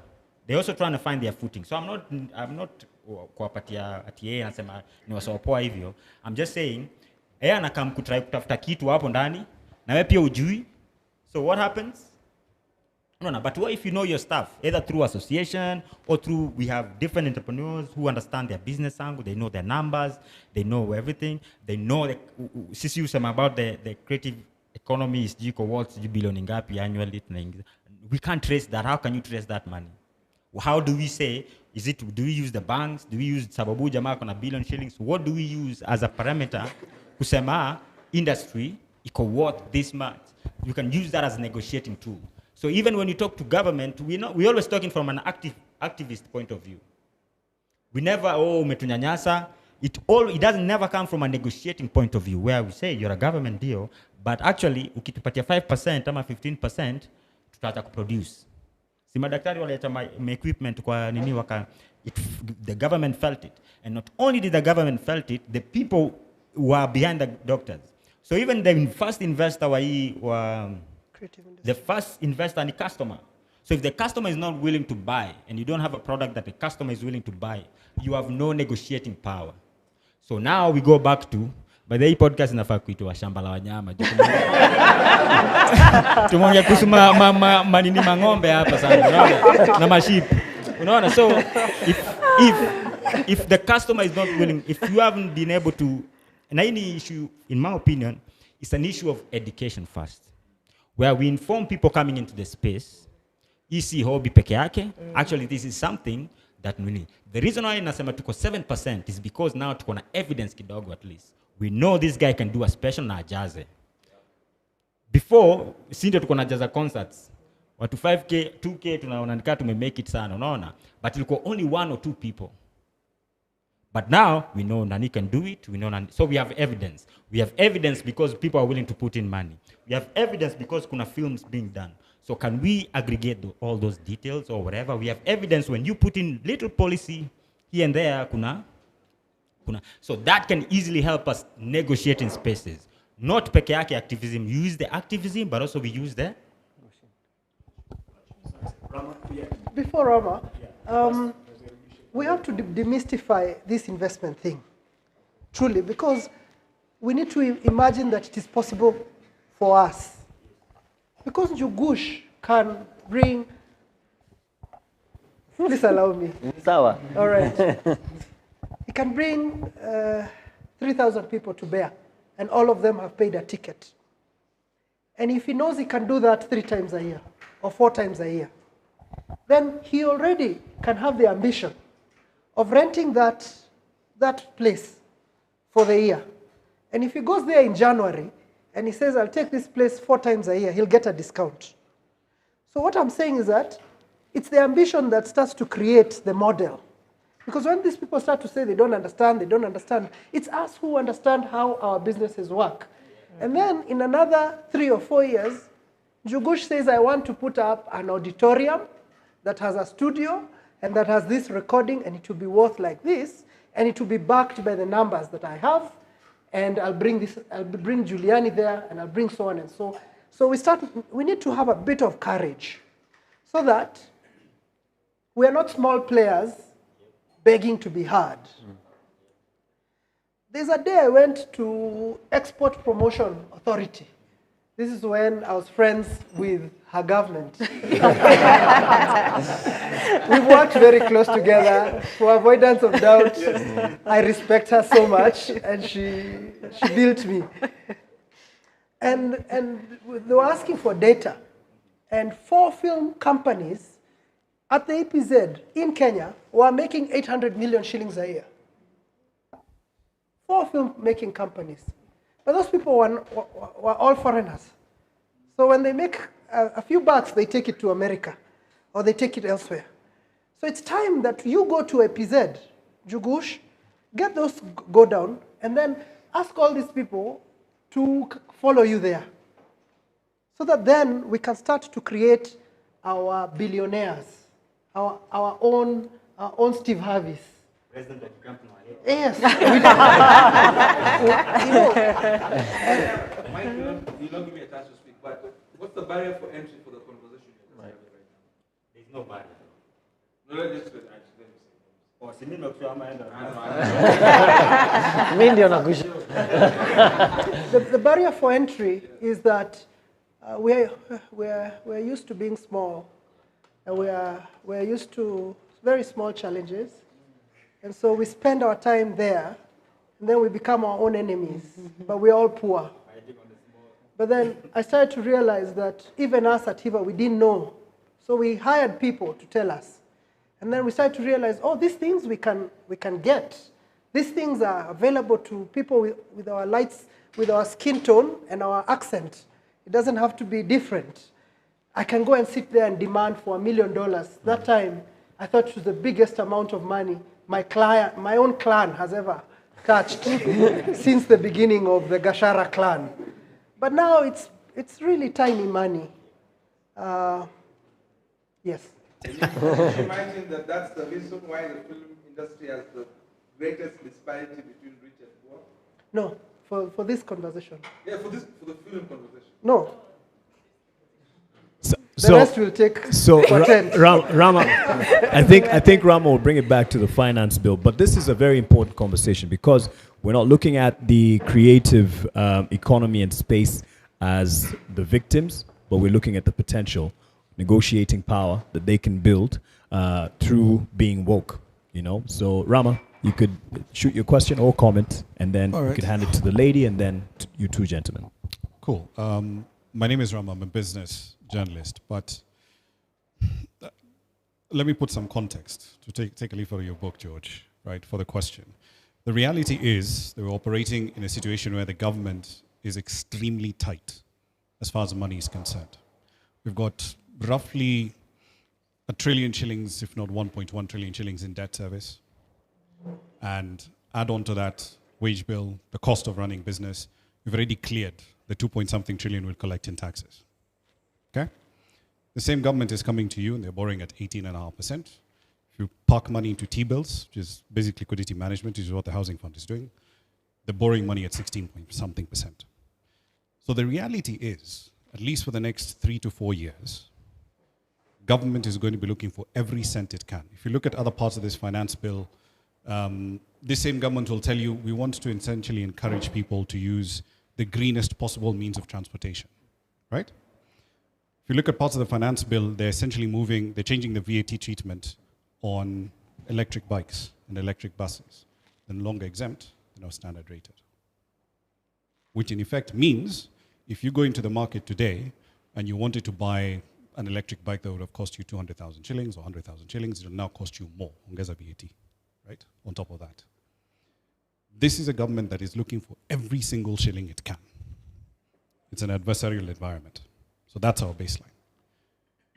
But there's talent in this market, 101%. And we're competing against countries that George and I have been running around in Kigali doing different things in different tracks for a fairly long period of time. 2014, 2012, when they were hosting the World Economic Forum in Africa, they didn't have the convention center they have now. Rwanda wasn't really a conversation to be having. Today, that convention center beats KICC, hands down. That's in the span of a decade, right? So in that sort of environment, government is going to be in your necks. The environmental policy is going to be a mess. The taxation policy is going to be a mess. How then do you run your businesses? What do you do? Because it's all well and good for us to sit here and say, we need to form associations, etc., etc. Brilliant. But beyond that, in terms of actionable events, what do we tell the young artists coming up? What do we do as to make ourselves structure businesses that we can then take to George and say, this is my cash flow, this is the audience that I have, this is the revenue profile that I have, I need $500,000. Can you give it to me? Right? 3 things that we need to do. From your perspective, because I know the answer will be different based on where you all play at. What are those things that need to happen? We could start with George. You can Njugush, you want to answer? Kulikuwa na mrembo alikuwa anataka kuongea. Oh, hiyo ni swali alikuwa anataka kuuliza. Oh. Unataka kupeana one of the 3 points? Yeah, I could. I think from where we stand, what I think as an industry we need to do, and I feel in a large spectrum. Moment of silence. Sijawahi tumia hiyo. The cow is back. Yeah. So, speaking after him, lazima kizungu pia in. Hey, lazima. Yeah. But I think seriously is we institutionalize and running as a business, because I think it's a mess already. But again, we're not running as a business in terms of books, keeping books. We don't have books.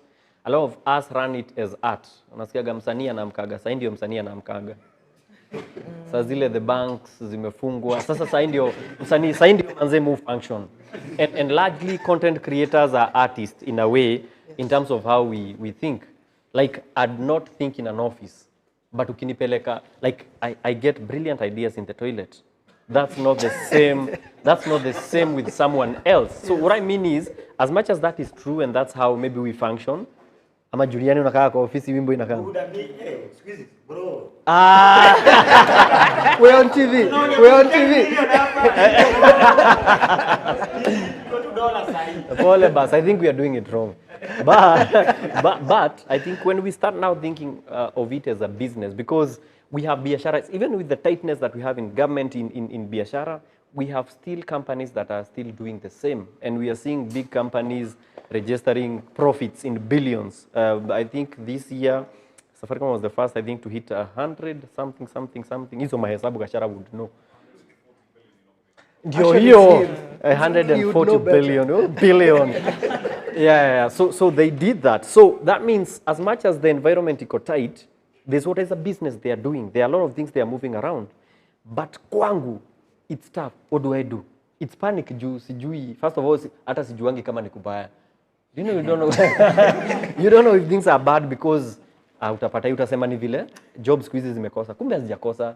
Haziko like kumeharibika. So I think working as a biashara, whatever we do, we do it as a business, so that also, because for the longest time, I think having a lawyer, Juliani akisema is a lawyer, these things, they are very important, but we look at them like CV202, like having family doctor. Me, I used to hear people have family doctor. Kumbe ni yule daktari tu anaenda kuona repeatedly anakuwa family doctor. Yeah, but it's important to have someone. If, for example, I have a problem with hapa, it's good nione a specialist, ENT, mwenye atadili na hapa, rather than just going to a general nini napatiwa paracetamol na meza. You get my point? It's in terms of law, how, like for example, this finance bill, a lot of content creators, I'm sure a good percentage, they don't know what's cutting. They don't know what's cutting. Ni mbaya. But when you ask ni mbaya aje, si unajua anataka tu pesa. But beyond that, the conversation dies. So I think once we start functioning and we have structures that require that. And for example, right now, e-teams, it's a thing. Whether we like it or not, you're not being paid either by corporates unaulizwa si nini na e-teams. So you'll have to. So in a way, at the end of the day, you'll have an accountant. So I think for me, that's the biggest thing that I could do. So that even moving forward, because there's a mzee I had saying, though it's controversial, but there's a mzee I had saying, we keep saying things are tough. The guy was around 80-something, but he said he's never seen a government where a government will come and feed you because they are really working. So things will always be tough. Right now it's tougher, but I think surviving this, because in terms of, like, for example, you remember times for COVID, some business survived, others died, others were born. So, and it's all about how you strategize. Mnasema tufunge hii tufunge ingine. But us as content creators, are we in a system where if this doesn't work, we can always re-strategize and also lean on these other things? Because we have for a long time depended on ourselves. Wewe shoot, wekelea.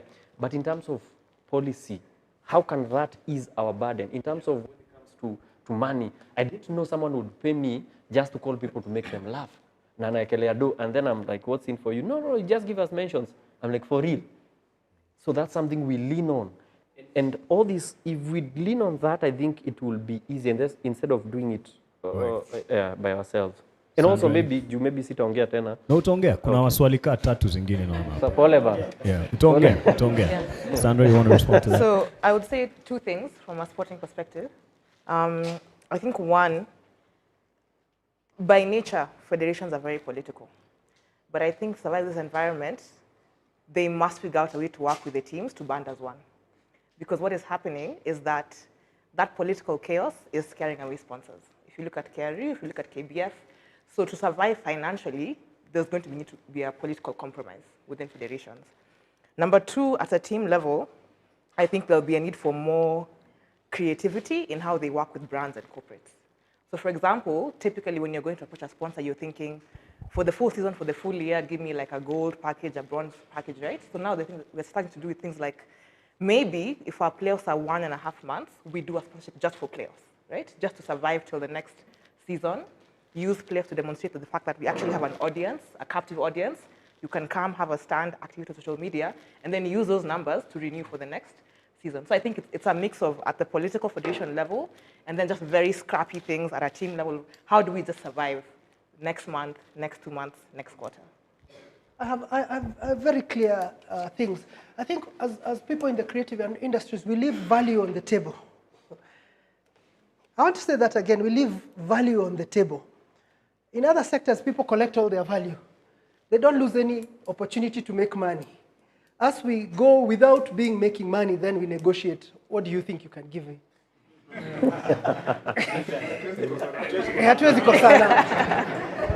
So I feel like there are 3 things that have to come in mind as we are rethinking how to exist in this new space. And the first that I think that is most important is that if you look at all studies, culture and creative industries grew irrationally above all the other industries, especially in tough times. In recessions, in COVID, any study, it shows that there was growth. Is that growth the kind of growth that we want, the one without struggle? I don't know. But there are characteristics within culture and creative industries that make it the industry that can grow, even in difficult times. What are these characteristics? The first thing is that the thing that we give other people so that we persuade people to buy their things, art, persuasion, emotions, joy, those are things we create for ourselves. So we are able to have direct relationships with communities of people. And people are able to spend to belong. And especially when there's a crisis, belonging becomes a product. So if you have a product and you do not have a community around you, you are leaving value on the table. Right now, when I'm going to buy lotion for people in my house, I'm no longer going to Jergens. I'm not a Jergens community person, but I still like my football team.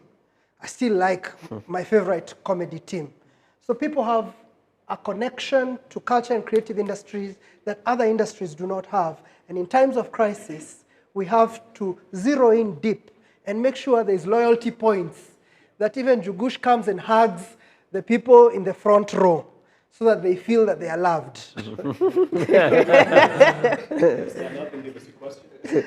I have the rest of the 3. I'll be very short. Models. There are models that we are using right now to earn that are difficult models. So I've seen in this market that now there's Shahara, so someone can be able to monetize microtransactions for micro things. But a lot of people are putting their content for free on social media. You are leaving value on the table. You have to put a till. At any point, you can put a till.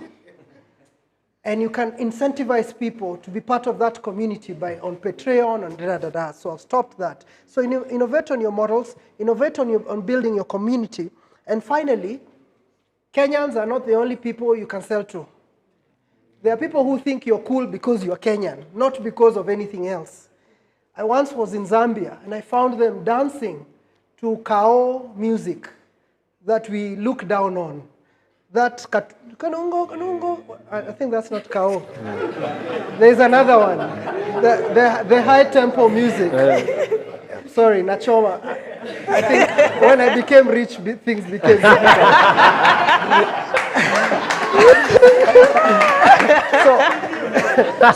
So I think, please. So I think we need to think about audiences outside. And the first audience that Kenyans do not take advantage of is our diaspora. And they spend in dollars, they spend in pounds. Even if you charge them $1, their 100 shillings is more here than there. So I think those are practical things we can think about. Actually, just a quick on just writing on that. Actually, the diaspora is quite influential. Like, for example, Nollywood has been built by the diaspora. That's why they're able to make around 2,500 films annually. Support by diaspora is absolutely critical. My name is Valentine. I'm a creative. Just to touch on that, Nollywood and all of these other industries that are really doing very well, the creative industries, at least in Africa, have also been majorly funded by the underworld activities. I want to say that. Right? And isn't it scary that in Kenya, hawataki kuinvest, hata hao, hawataki kuinvest in us? That's scary, right? Ni ukweli, si ndio? And then again, to point out on what you mentioned about the philosophy, I feel where we are as creatives, our biggest barrier is that we are very resentful towards each other. And it creates that terrible energy that now brings about all of these other issues. Last week, I was pushing, actually I've just been pushing actors majorly because I'm a musician actor. I practice in different areas. And I was pushing for actors to attend the public participation to do with CMO licensing. And I'm glad that some showed up. But at the end of the day, the conversation on the group was, unakuja kutuambia stories za royalties hapa na sisi tuna shida zingine. And I'm like, okay, fair enough.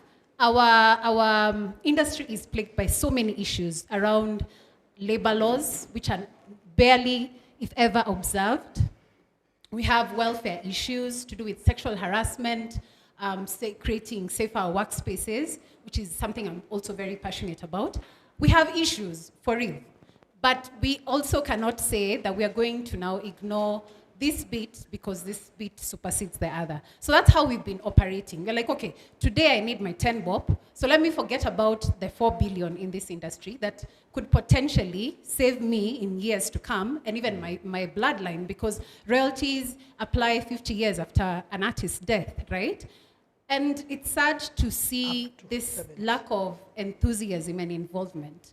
That we don't want to push, we don't want to work towards this common agenda. We don't put our energy there. But tukisikia Kate na Butita wameenda States, my friend, our energy will go there collectively. So we have a lot of resentment, and I don't blame creatives necessarily, because looking at the governments that have approached us, we've been looked at as sisal dancers who are receiving guests at the airport. And so now our version of our sisal dancers, I'm sorry, it's content creators. That's how they're looking at us, you know, that's how they're seeing us. They're not seeing our potential. So this reflects in how we see ourselves. We don't see ourselves as potential. We see ourselves as tools to be used and set aside. And we treat our craft that way. We treat our finances that way. We treat everything we work towards as something that we will use right now for gaining whatever we need, and then we set it aside. So I would really like for you to comment on that, if perhaps creatives can have a voice in changing our national philosophy to reflect like TZ, where we have Ujamaa. We had Ghana doing the year of return, which made such a beautiful impact. Can we as creatives galvanize ourselves to create a philosophy that our country can push forward and perhaps give us a sense of focus? So I think that's why, we are not victims by game. If we understand the full spectrum of what kila mtu anaplay, najua poa sana position George anaplay. Najua position poa everybody plays in the nini. So if I'm here to support George, by the time ninge hiva nimwambia ni aje, waswa hiva nizapatia do. I know exactly what parameters he's looking at to give me money. So inamaanisha lazima niende nika do what I have to do looking at my model, my business model, whatever. But the truth is, maybe this is my personal ya uzee. I turned 40 juzi, unaona. So uzee yangu ya so one of the biggest challenges I'm like, I don't have the biggest song in this country, but I'm still mutu tu. Unajua mimi ni mutu. Niko na experience, niko na things, niko na networks. As an artist, you have the biggest song in the country now, but I guarantee you, nakupatia 1 year, if you don't look at yourself this way, if we don't invite other people in the other people in other professions, kuanza kutuona, like right now with the classes, one of the students we're having in lawyer, and I understand the creative industry, how does it work, so that I plug in. So we need to invite ourselves, we need to see ourselves as watoko in charge in a way. And then when finance bill inakam ama kitu yote ile inakam, the way tunaongea na wase, tunaongea nao ni kama watu tuko na agenda pia sisi. So the reason why tunaletanga issue na kila mtu ni because here tunanga agenda in the first place. Hatujai kwa na the creative 10 year, 2030. And it doesn't have to be around associations. If you come and organize, you get. It doesn't matter who does it, whatever. Limuru 3. Eh? Yeah, tufanye limuru nini hapa baraza 5 unaona. So we do it artists, but the reason I'm saying I'm taking personal responsibility to build an infrastructure. I'm taking personal to have the courage to start looking at certain kind of resources. When we talk about issues that exist quite space, a mirror effect of, mirror whatever of society nzima venye na iko, from doctors, from writers, from nani, wote wana behave the same way, wakona the same issue. The only problem we have kwa hii space yote, we don't have courage, we don't have ambition, we don't see ourselves beyond the small things that are happening right now. So we always behave like victims because sisi tunatry kuchapa zile vitu ziko around, unaona. Nashukuru kwa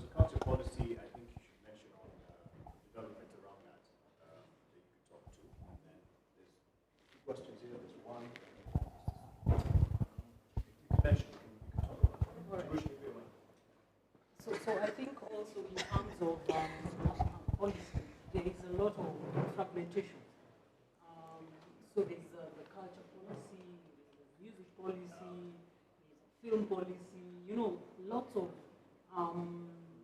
fragmentation that makes a sector, an industry that is very collaborating, sort of trying to be packed into silos. So I hope that the creative, because the works that are going on now, the documents are referred to as the creative economy policy. So I do hope that it actually captures the entirety of the creative industry, because all these are areas of art that cannot be separated.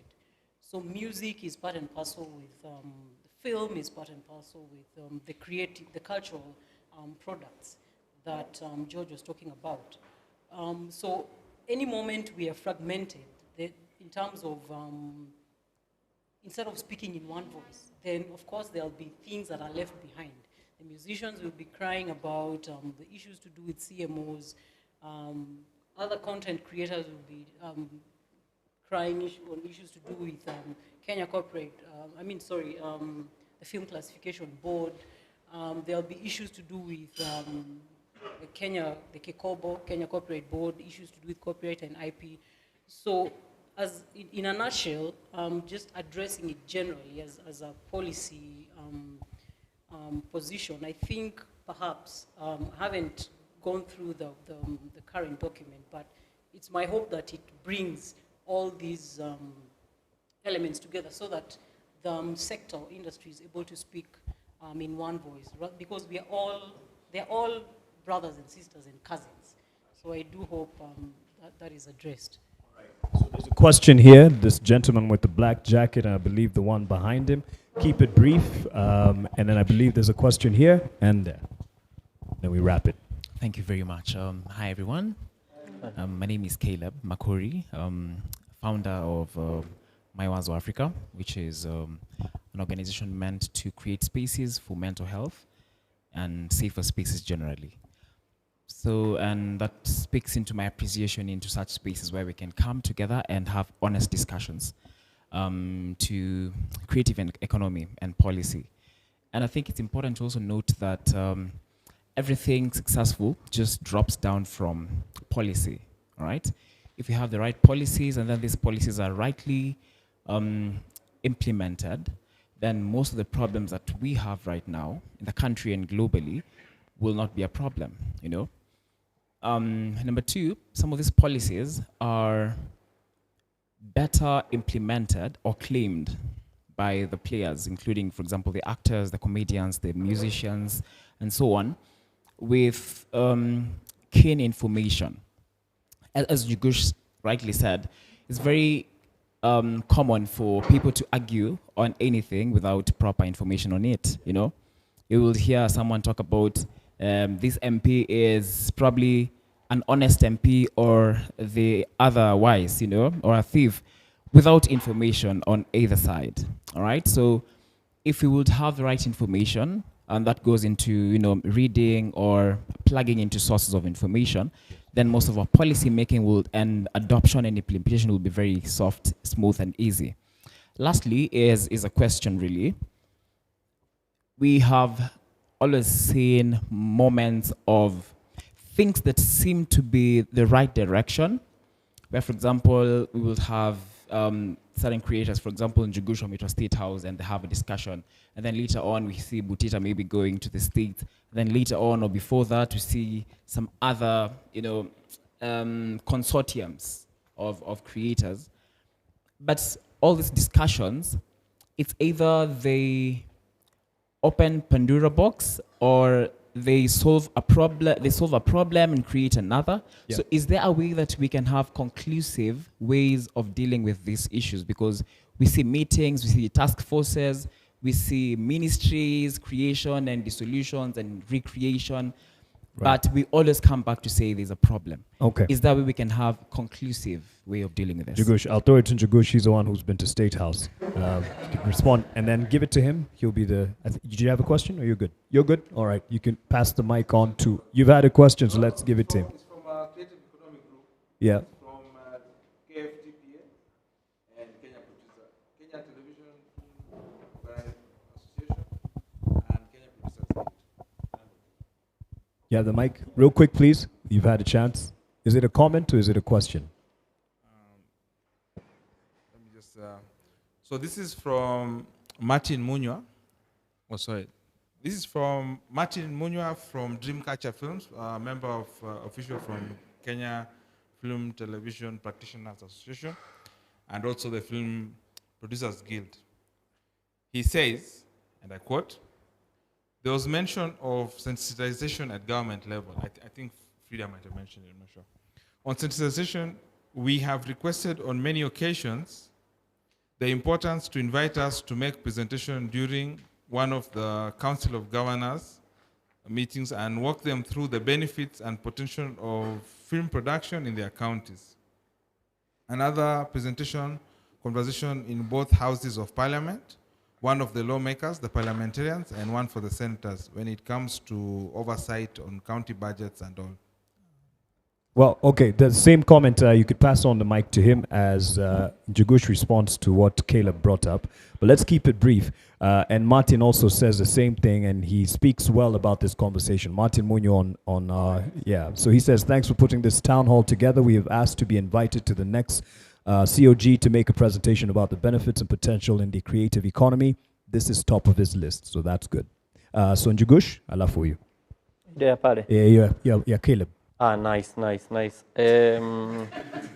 I think kuna kizungumzuri. Mtu akiona kizungumzuri alafu ongea after yako upotea. Yeah, so I think I'd say is at the end of the day is yes, we are talking, it's good we are talking, but the follow-up I think is very important because it's good also to keep asking those questions. Like for example, after here, is there a follow-up? Like I'm happy I had some of the things that will come up here will be forwarded to the, and I hope they listen because they are good people. I think it's, again, as we are raising the issues, and we know, because we know where the shoe is pinching, we can be able to follow up. Hey, ile kitu bado hajapen. Like, for example, June is the month that Facebook is supposed to be monetized in Kenya. We are in June. So, and I believe June has, I think, around 31 days. So we keep waiting, but that's an ask we'll keep following up. Because I remember when this discussion actually came up, I think, with the Google people, we were in State House, and that came up, and we were like, how is that going to happen, and whatnot. So there's up to where they need to monetize as per now. But point is, we need a follow-up. We need to keep following up because things are many. Mambo ni mengi. Mambo ni mengi. So, question, sir, and then I'll throw it to him. Yeah. Actually, mine is not a question. My name is Kevin Randieke. I had the pleasure of working with Mark back in the days. I lead an agency called Brand K Communications. I think right now we do turnover revenue about 3M yearly. I've never received a grant, you know? Coffee. Mr. grant. And I just, Juliani kiniambia policing. I wanted to throw something to Njugush. I was banning, shall I say it or not? No, say it. So I was part of Armchair Business Summit. Since its conceptualization in 2018, this is when I did not directly participate into it, but I supported a client. So there's something I realized about this year's Armchair, that creatives waliitwa in the cocktail at the ambassador's residence. Wali show up, by the way. No, I mean, and I don't have any. This is actually. I've just felt the need to pass knowledge because Amcham has grown me as a person.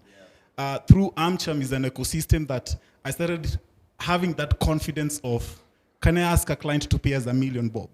And there's a reason why I'm calling out creatives for them being comfortable going to the ambassador's residence for a cocktail and them not pushing to be part of the summit.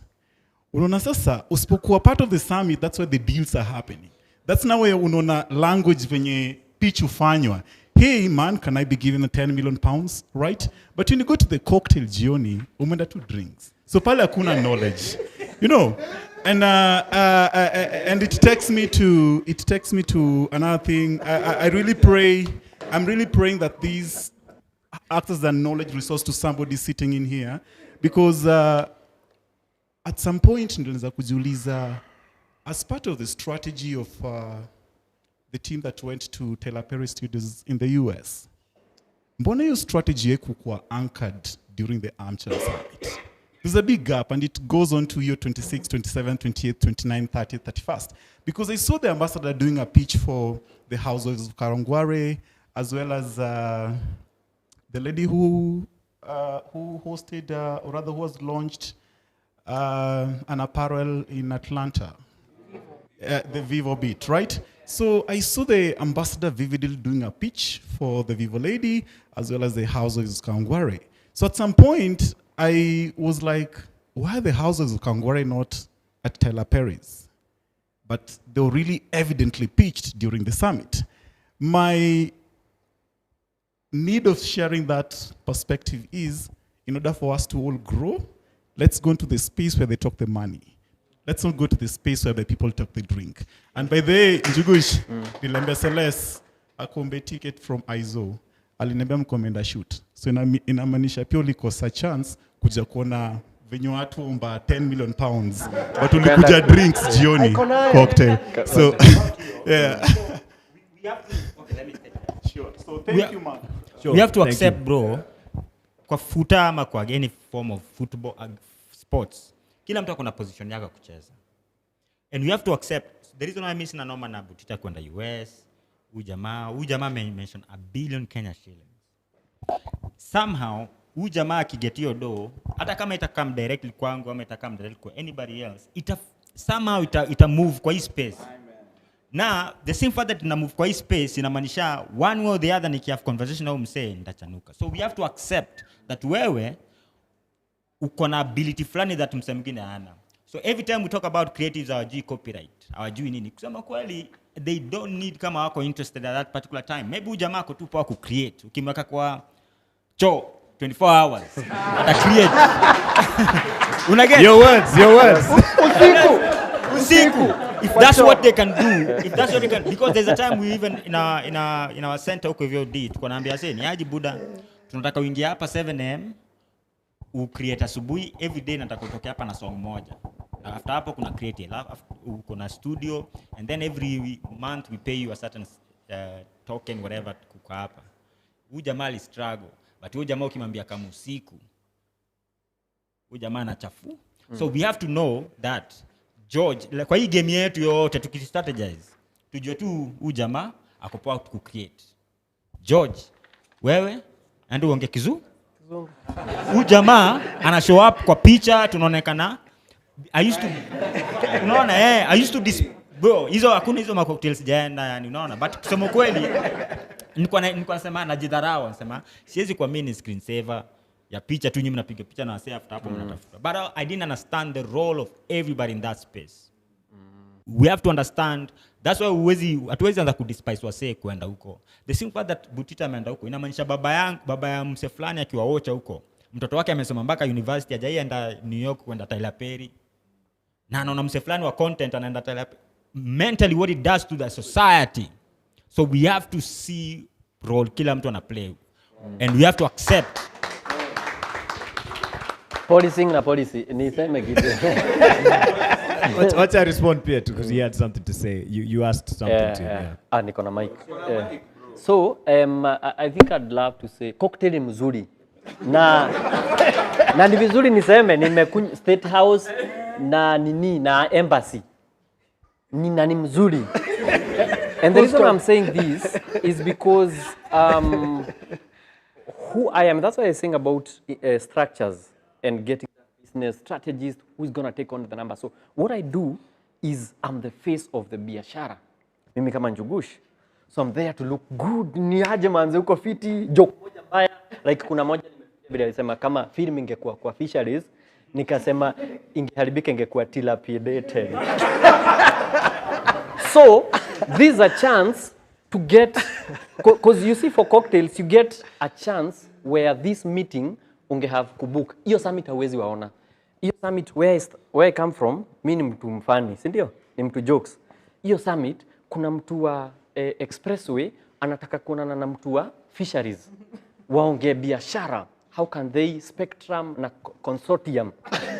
So mimi niko hapo nakaa wale ile mimi ya kwani nini kiwa warm ni mbaya. Global warming. Sio kama unanipata, but kwa cocktails and I'll explain. Yes. Both are good, but cocktails, your that's capacity. Where people will come to me as opposed to summit. Kwa cocktails, they are free. Hawataki hizo mambo ngumu za boardroom, but hapo that's where I get a lot of numbers. And actually for this year's TTNT, we are looking to have 6,000 people. I got 2 contacts. Two contacts in that cocktail. And they are going to, nilikuwa nimekutumia DM kweli? Ni kweli. Sijawahi kucall.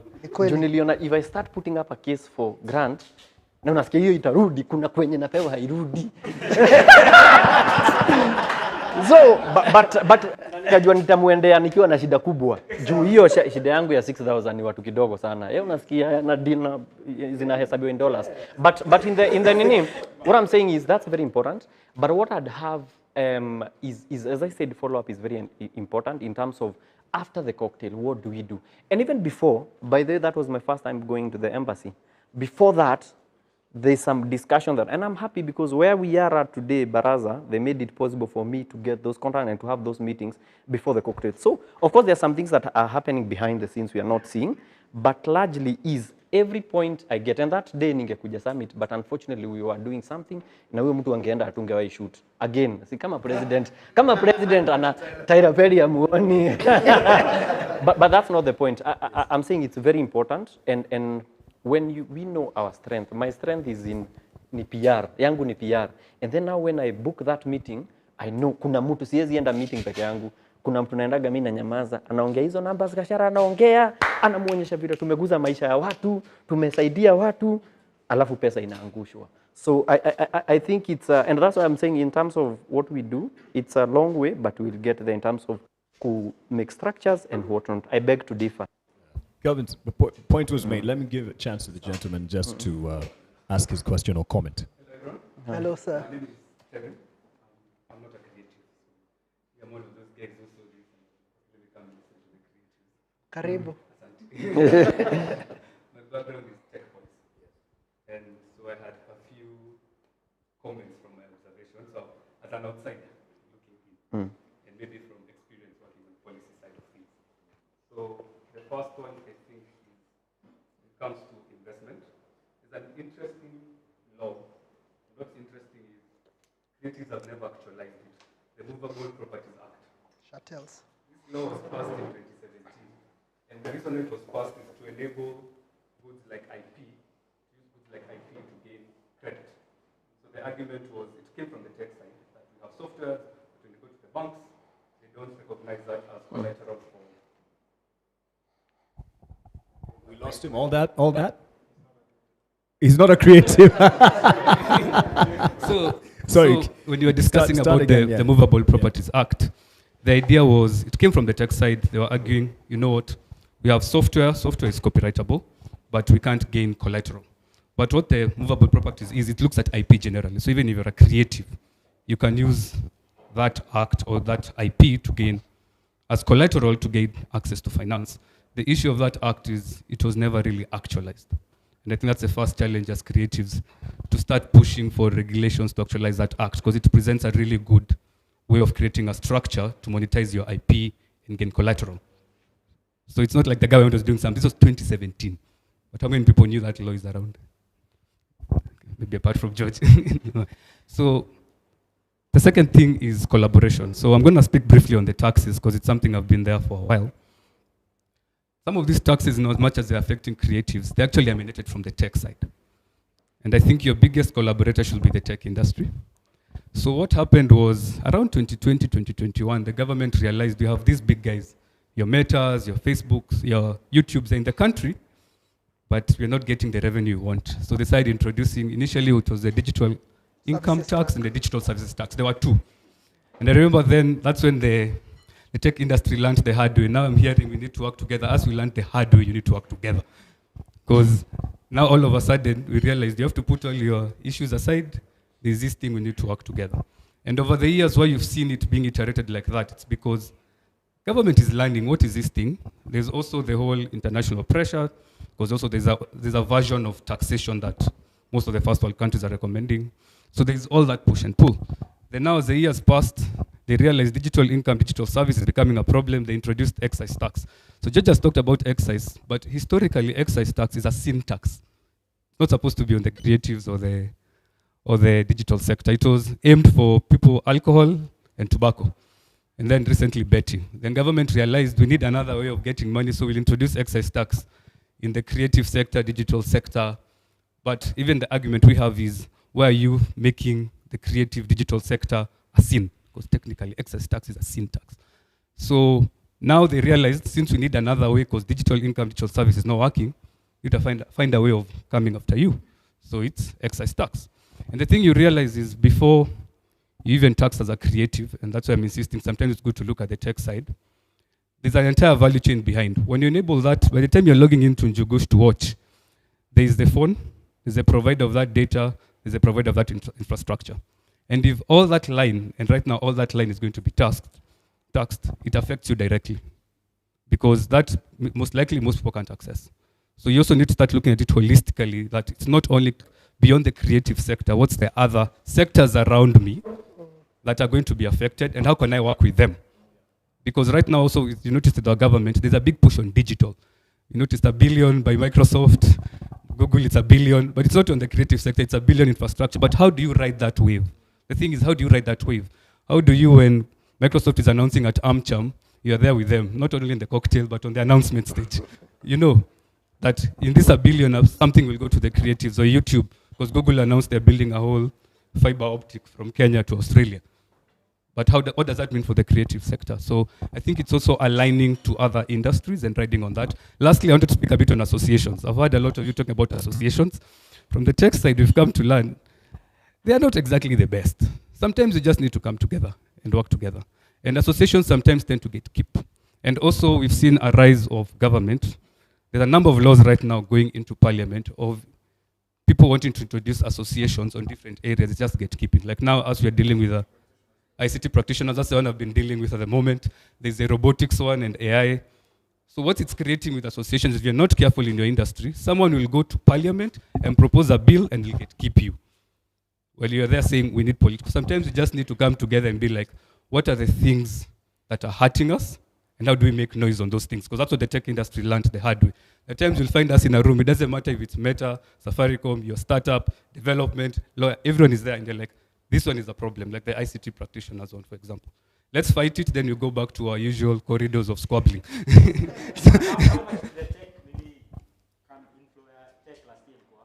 I'm not sure really, but I know it's quite high. 10% it's 10% of our GDP.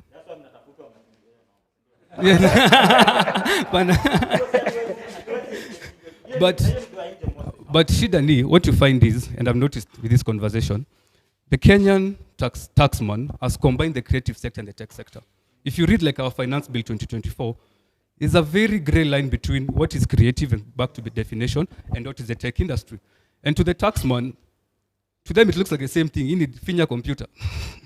So to them, and that's a conversation that needs to be had. They're not seeing it as, actually, this is the creative sector, this is the tech sector. No, to them, this is the entire value chain. It's the same thing. So if you don't have those conversations and say, let's unbundle this, what does this mean? Also, when you go and talk to your buddies in the tech industry and ask them, so how can we work together on this? Yeah. I personally did, 2023, I did something with and I've been in the tech space for a while. Yeah. He's my chair, KEPSA. Okay, you are my chair at KEPSA. Iliisha ni time yangu. But what I'm trying to say is, first of all, we've tried to talk to us, our tech, we've tried to have conversation around, hey, niaje, hey. So, and that's why napenda sana Kenya George alisema about, we think tunafikiria ndogo sana, hatufikiri systematic. So yes, Njugush anaweza afford lawyer, anaweza afford, na pia mimi naweza get lawyer, naweza get nini, and interpret hizo vitu zote unasema. True. But the truth is, hatufikiriang systematic. But also I'm aware that not everybody should think systematic. It's not everybody's strength. So wewe unajua. So tutafute George, we think about how do we organize ama present our case, ama position our case. Ulikuwa umemaza point ama nimeingizilia Oh, yeah, okay. Yes, no, I agree. So that's what I'm saying. So, but unfortunately, every time you have, wase wako njaa level first, wako survival mode first more than let's try to reimagine ourselves. And let me just point this kitu kidogo. So, as a country, we are second generation Kenyan since independence. Yes, no? Mambu zetu Kama third. No, sisi third. Second generation away, if you think about it. Jumimi, simini level ya nimezaliwa moya aki mbuyu wangu ni Kenyatta. You get? So we are second generation Kenya. So we are the only people who have the ability, have the opportunity to reimagine Kenya how we want it to be. So everything that you see around taxes, you see around everything, has always been how Kenya has been working before. And it's not a bad thing, it's a good thing because now we have enough material to start reimagining how we want our country to go and how we want things to go. Also, our tech specifically, wakijiangalia kwa mira, wanajiangalia kwa mira based on venye wasa wengine wana define, wasa wa nje wana define. So ukiongea kuhusu sijui lean startup nini, mnaongea kuhusu hizo masijui strategies, it's always based on how everybody else sees you, and then you try to respond, fit yourself to that. And again, none of us have ever sat down and say, this is how I see the film industry being as far as content, as far as business, as far as distribution. You'll even be surprised, the vernacular artists make more money even the urban artists. Because I want to do show every week. Kutokea Wednesday, Thursday, Friday, msana anajaza na make 10K yake nini. Sisi tunataka kwa millionaires in a song moja, unaget? So you have to understand that we're in a beautiful space. But tuko tu na shida mbili, in my opinion. One, we think too small. Two, we don't think systematic. And three, we don't do collaboration. We don't want to allow that huyu jamaa anajua problem, anajua more, ama let me just get a little bit more information to part. Yeah. So I think.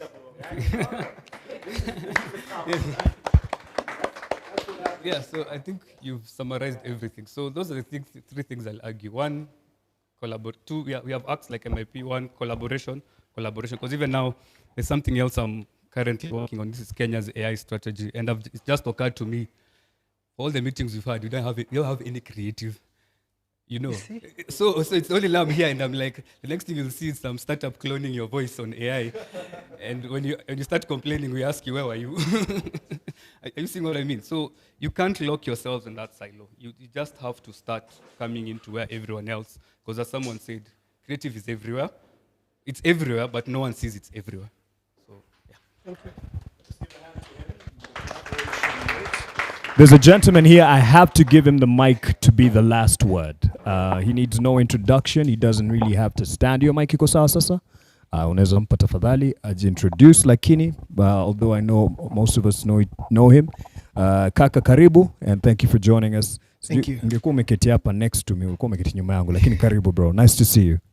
Siko nimeona.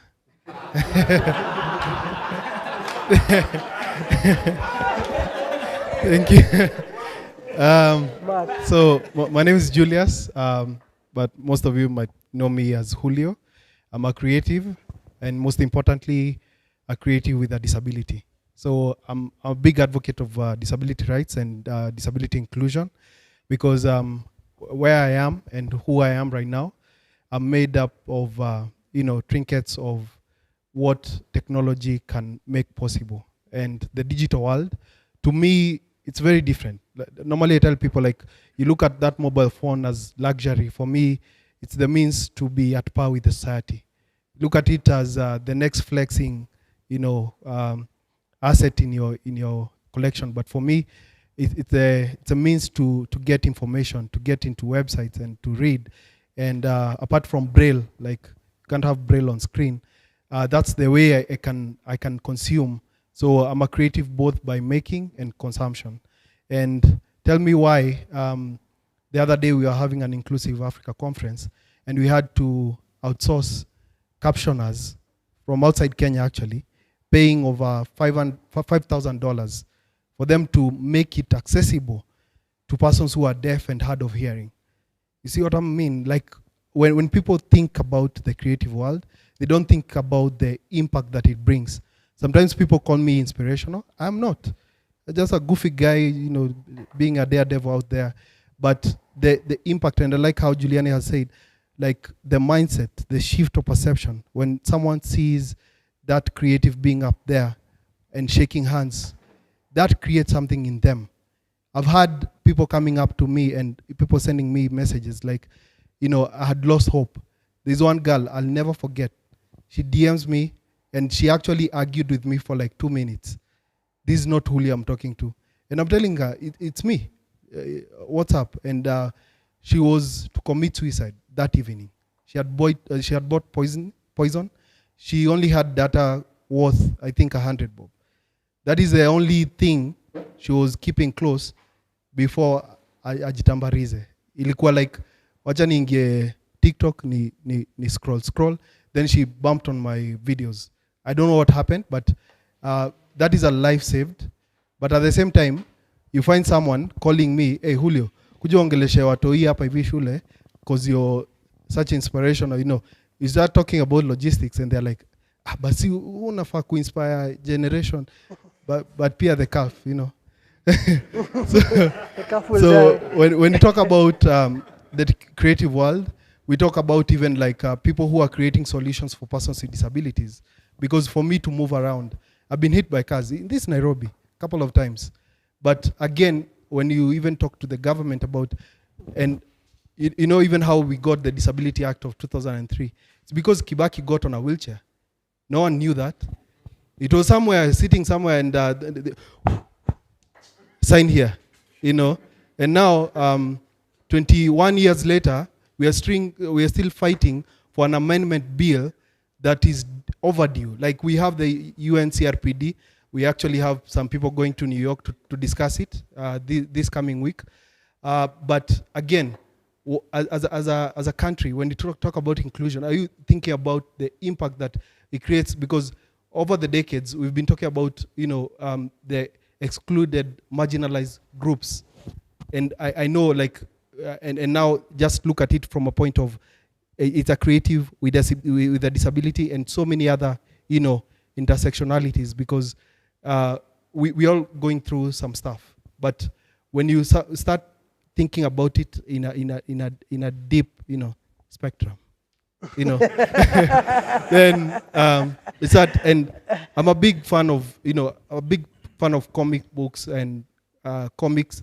I wasn't born blind, so I've seen movies before. I've seen the creative world, and I wanted to be a director, film director, and wakaniambia niende niongeze macho. But in the long run, we have, like Netflix that is pushing for inclusion when it comes to audio description. And in the creative industry, we are not even incentivizing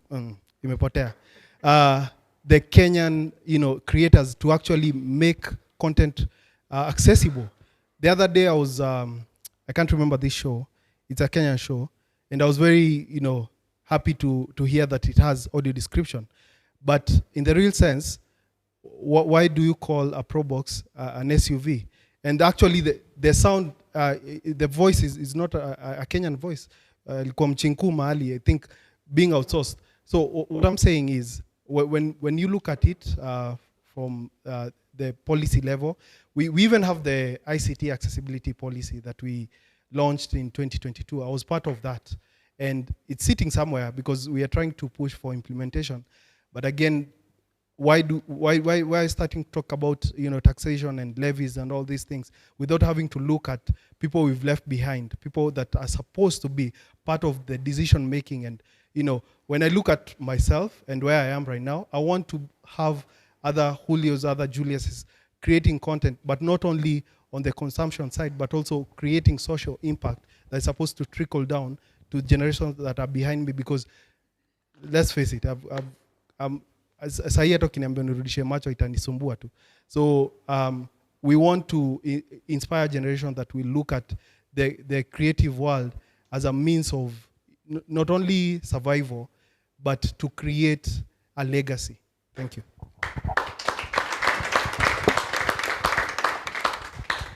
Thank you so much, Julio, for that and for the impact that you are bringing to this space and just showing us how important it is. And also for engaging that lady kwa DM, and she made the right choice. It could have gone the other way. So we appreciate that. These are conversations that go on even online, and he is someone who wants to participate more and is pushing for more inclusion. Asante sana for your time as well, Julio. And to everyone here, I know it's been 3 hours, ladies and gentlemen. Yes, it's been 3 hours. That's how good conversations, take some good time. And I appreciate everyone who's given us their time, their contribution, and their evening. And I've been told to give a parting shot to everyone. I know time is fast spent, but to everyone on the panel, that is. And so I'd like to give quick round of comments as Mfunge, tunaweza anza upande huu, tumalize upande huu. Na Sandra, you could be the first.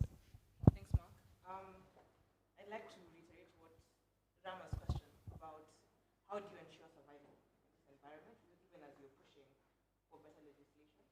So even as we think about how we work together, whether it's creative folks outside of this space, lawyers, tech policy, thinking through wala kwa industry, but for them survival is the biggest thing. We have to find a way of bringing them along, even as we push for legislative changes.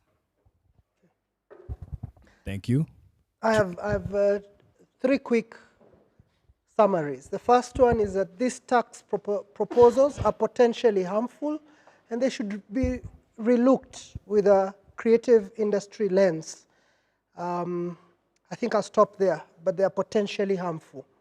Second point I have is that the biggest challenge that creative industry have is an income challenge before we speak about a tax challenge.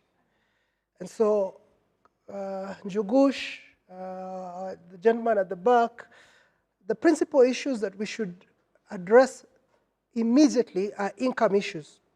And where are the income potentials? I don't want to go into a great length, but if we look at 100% collection of our royalties, even 50% collection, our boats will lift.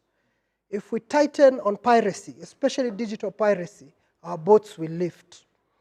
If we look at advertising, there's an advertising spend in Kenya at annual 41 billion shillings, which 65% of that is on mobile, and it is going below the line, or whatever language they are talking about. That's 4 billion shillings, and it's predicted to grow at 5% per annum.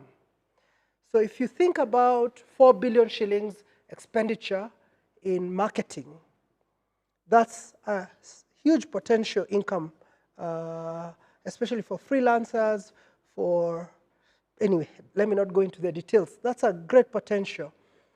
Diaspora is a ridiculous untapped opportunity. All the established artists should take a whole year going on tours away and gather that money and come back and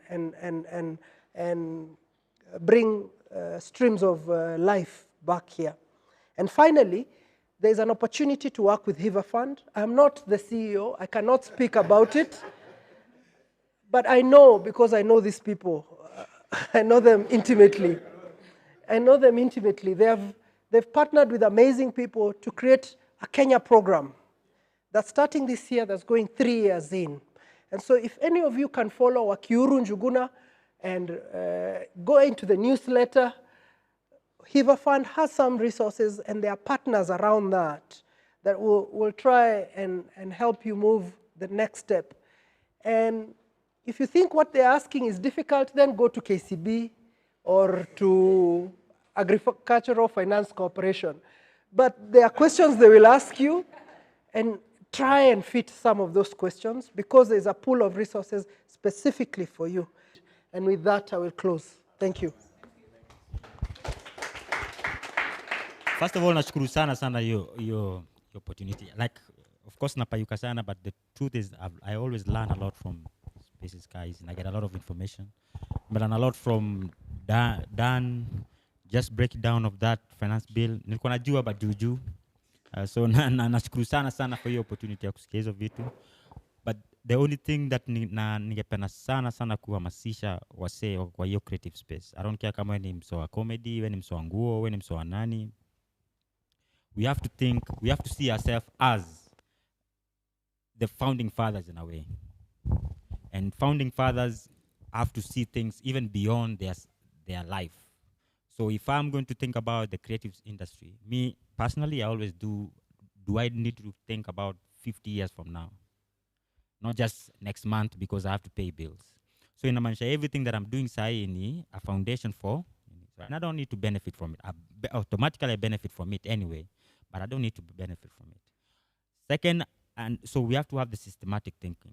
The second thing is that I now understand more. And of course, when I talk about Hiva, I talk about everybody. We didn't even have Hivas to even go to.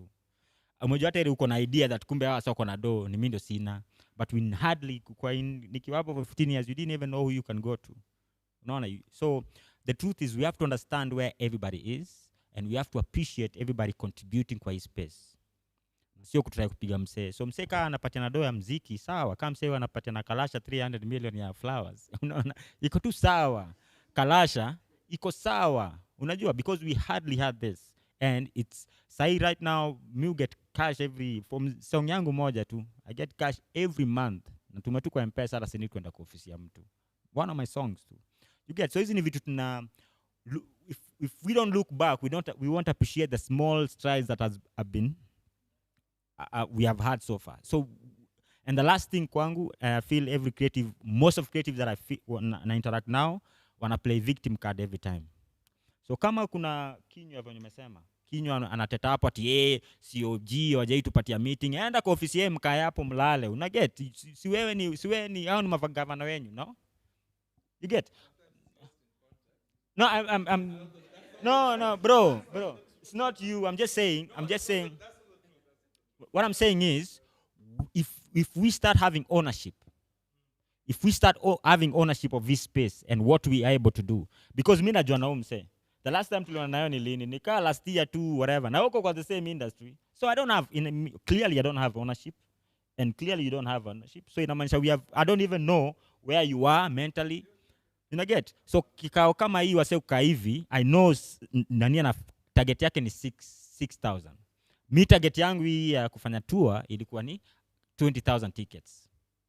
Now I'm going to use the 20,000 tickets to go and negotiate to any investor who's going to give him money, because I've proven that I've done a concert in KCC na wasa walikuwa willing to pay 5,000 shillings kuniona. Una get? So all that I know now because you've said. But we hardly have this kikao just kuongea na kunini. So we can never, I don't take any artist who claim to want to improve, to be better, who plays a victim.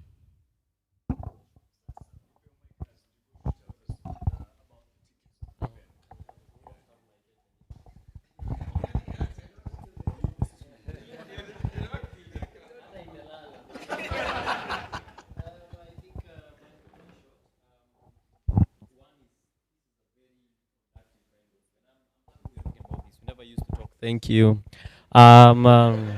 Nifilka Juliani. So najua yeye wameshinda wakipitisha mic hapa. I think for the longest time we didn't have this, so it's good to have this conversation. Shout out and for everyone here for in-depth. Nimerealize manze, as he's saying, you learn every minute. Hapa hata si every day, every minute. A lot of things I've learned today, mpaka kwa bros hapa nyuma and everyone who's done that. Hiyo ingine ni watu wanunue ticket. Because we also have this disease of manze complimentary. Sasa ndama itakufa. And last but not least, I think I'd love to say we keep at it. Tuendele kusukuma. I'll say words that you might not say they are mine. You might think they are not mine, but they are mine. Niko tayari kulipa gharama. Sitasimama maovu yakitendeka. Nimemaliza. No moja tu nikupe opportunity a plug TTNT. Not maybe everyone has. People are still tuned in. Oh, TTNT yes. Through Thick and Thin is a stand-up special. Itakuwa pale Sarit Center 27th of July. Kujeni tucheke, tutulie. Alafu nilipwe. Unajua ni heri we are truthful men. Tutaipata aje? Mtu analipa aje platforms? Una Madfund, sorry naongea sana alafu sinini madfund.com, enda pale ticket ya TTNT. Then after there we've talked about monetization. After there kama hauta make uko nje diaspora, kuna website ambayo tuna kwa bei nafuu. Again nalipwa. And wishing you all the best as you plan that. And to you, Frida, I think she needs a mic as well. Yeah. Thank you, and I'm glad you tapping into the diaspora because it's a massive, and important market. And as we mentioned earlier, this is particularly what built Nollywood to be what it is, and for them to make all those mind-boggling number of films annually. 2,500 is quite a lot. Thank you for having this session. It's absolutely important for creatives to be active citizens, so that we are not always complaining. Take initiative, and we give feedback to such kind of national policies. We make our voices heard, and absolutely important for also government to listen, because there is speaking and then there is the other side of listening and actually taking initiative, not to, number one, to recognize this is a very nascent sector, very, very young. So if there is red tape all over the place, it will be difficult to actually grow the sector industry to a level that is that makes business sense, even to investors. Because also we need to have a predictable environment for investors to inject their finances. And this is also one way for us to, when people invest, there is more financial value, returns on investment. That is one way that we can actually mainstream the sector so that it's not viewed as, as something on the side.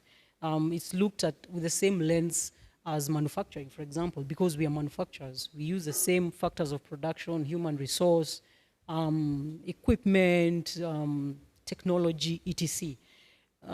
So I think that is it, and it's good also to introspect as players in that particular sector, so that we are not shifting blame all over. Yeah. We also introspect and see what we need to do, and so that it's not talk every day. There is actually action and actionable decisions that will be made going forward. So again, thank you very much for having us. It's been a pleasure. Thank you. Thank you. I've learned a lot as well sitting here.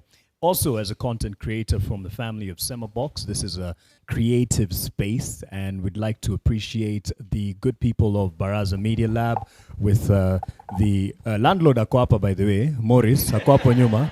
That's why he's checking to see if we're leaving now, but the team from Baraza Media Lab for hosting us here physically and also online. Thank you to the full team from Semabox, the guys behind the camera, the ones who are running with the mics, making sure the sound is good.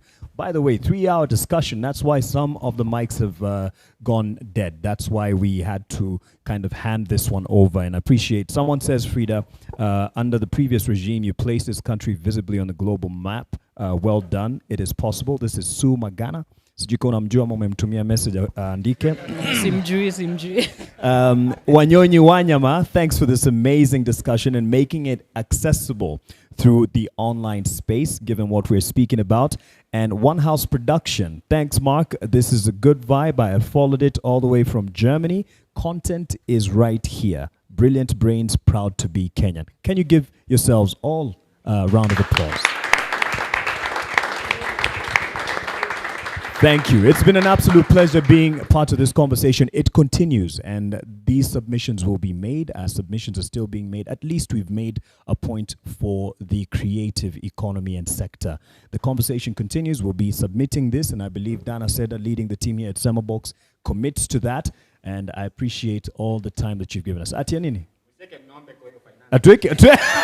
Tuweke ng'ombe na ndama. Hii bado hajakufa. Hii tutahakikisha. And I'd like to really appreciate everyone who sat in the audience. It is 10 o'clock actually, so really appreciate your time. And remember to follow our socials, the social newsroom, Semabox, on all socials, as well as Baraza Media Lab. And I'll all say just good night and welcome to the future.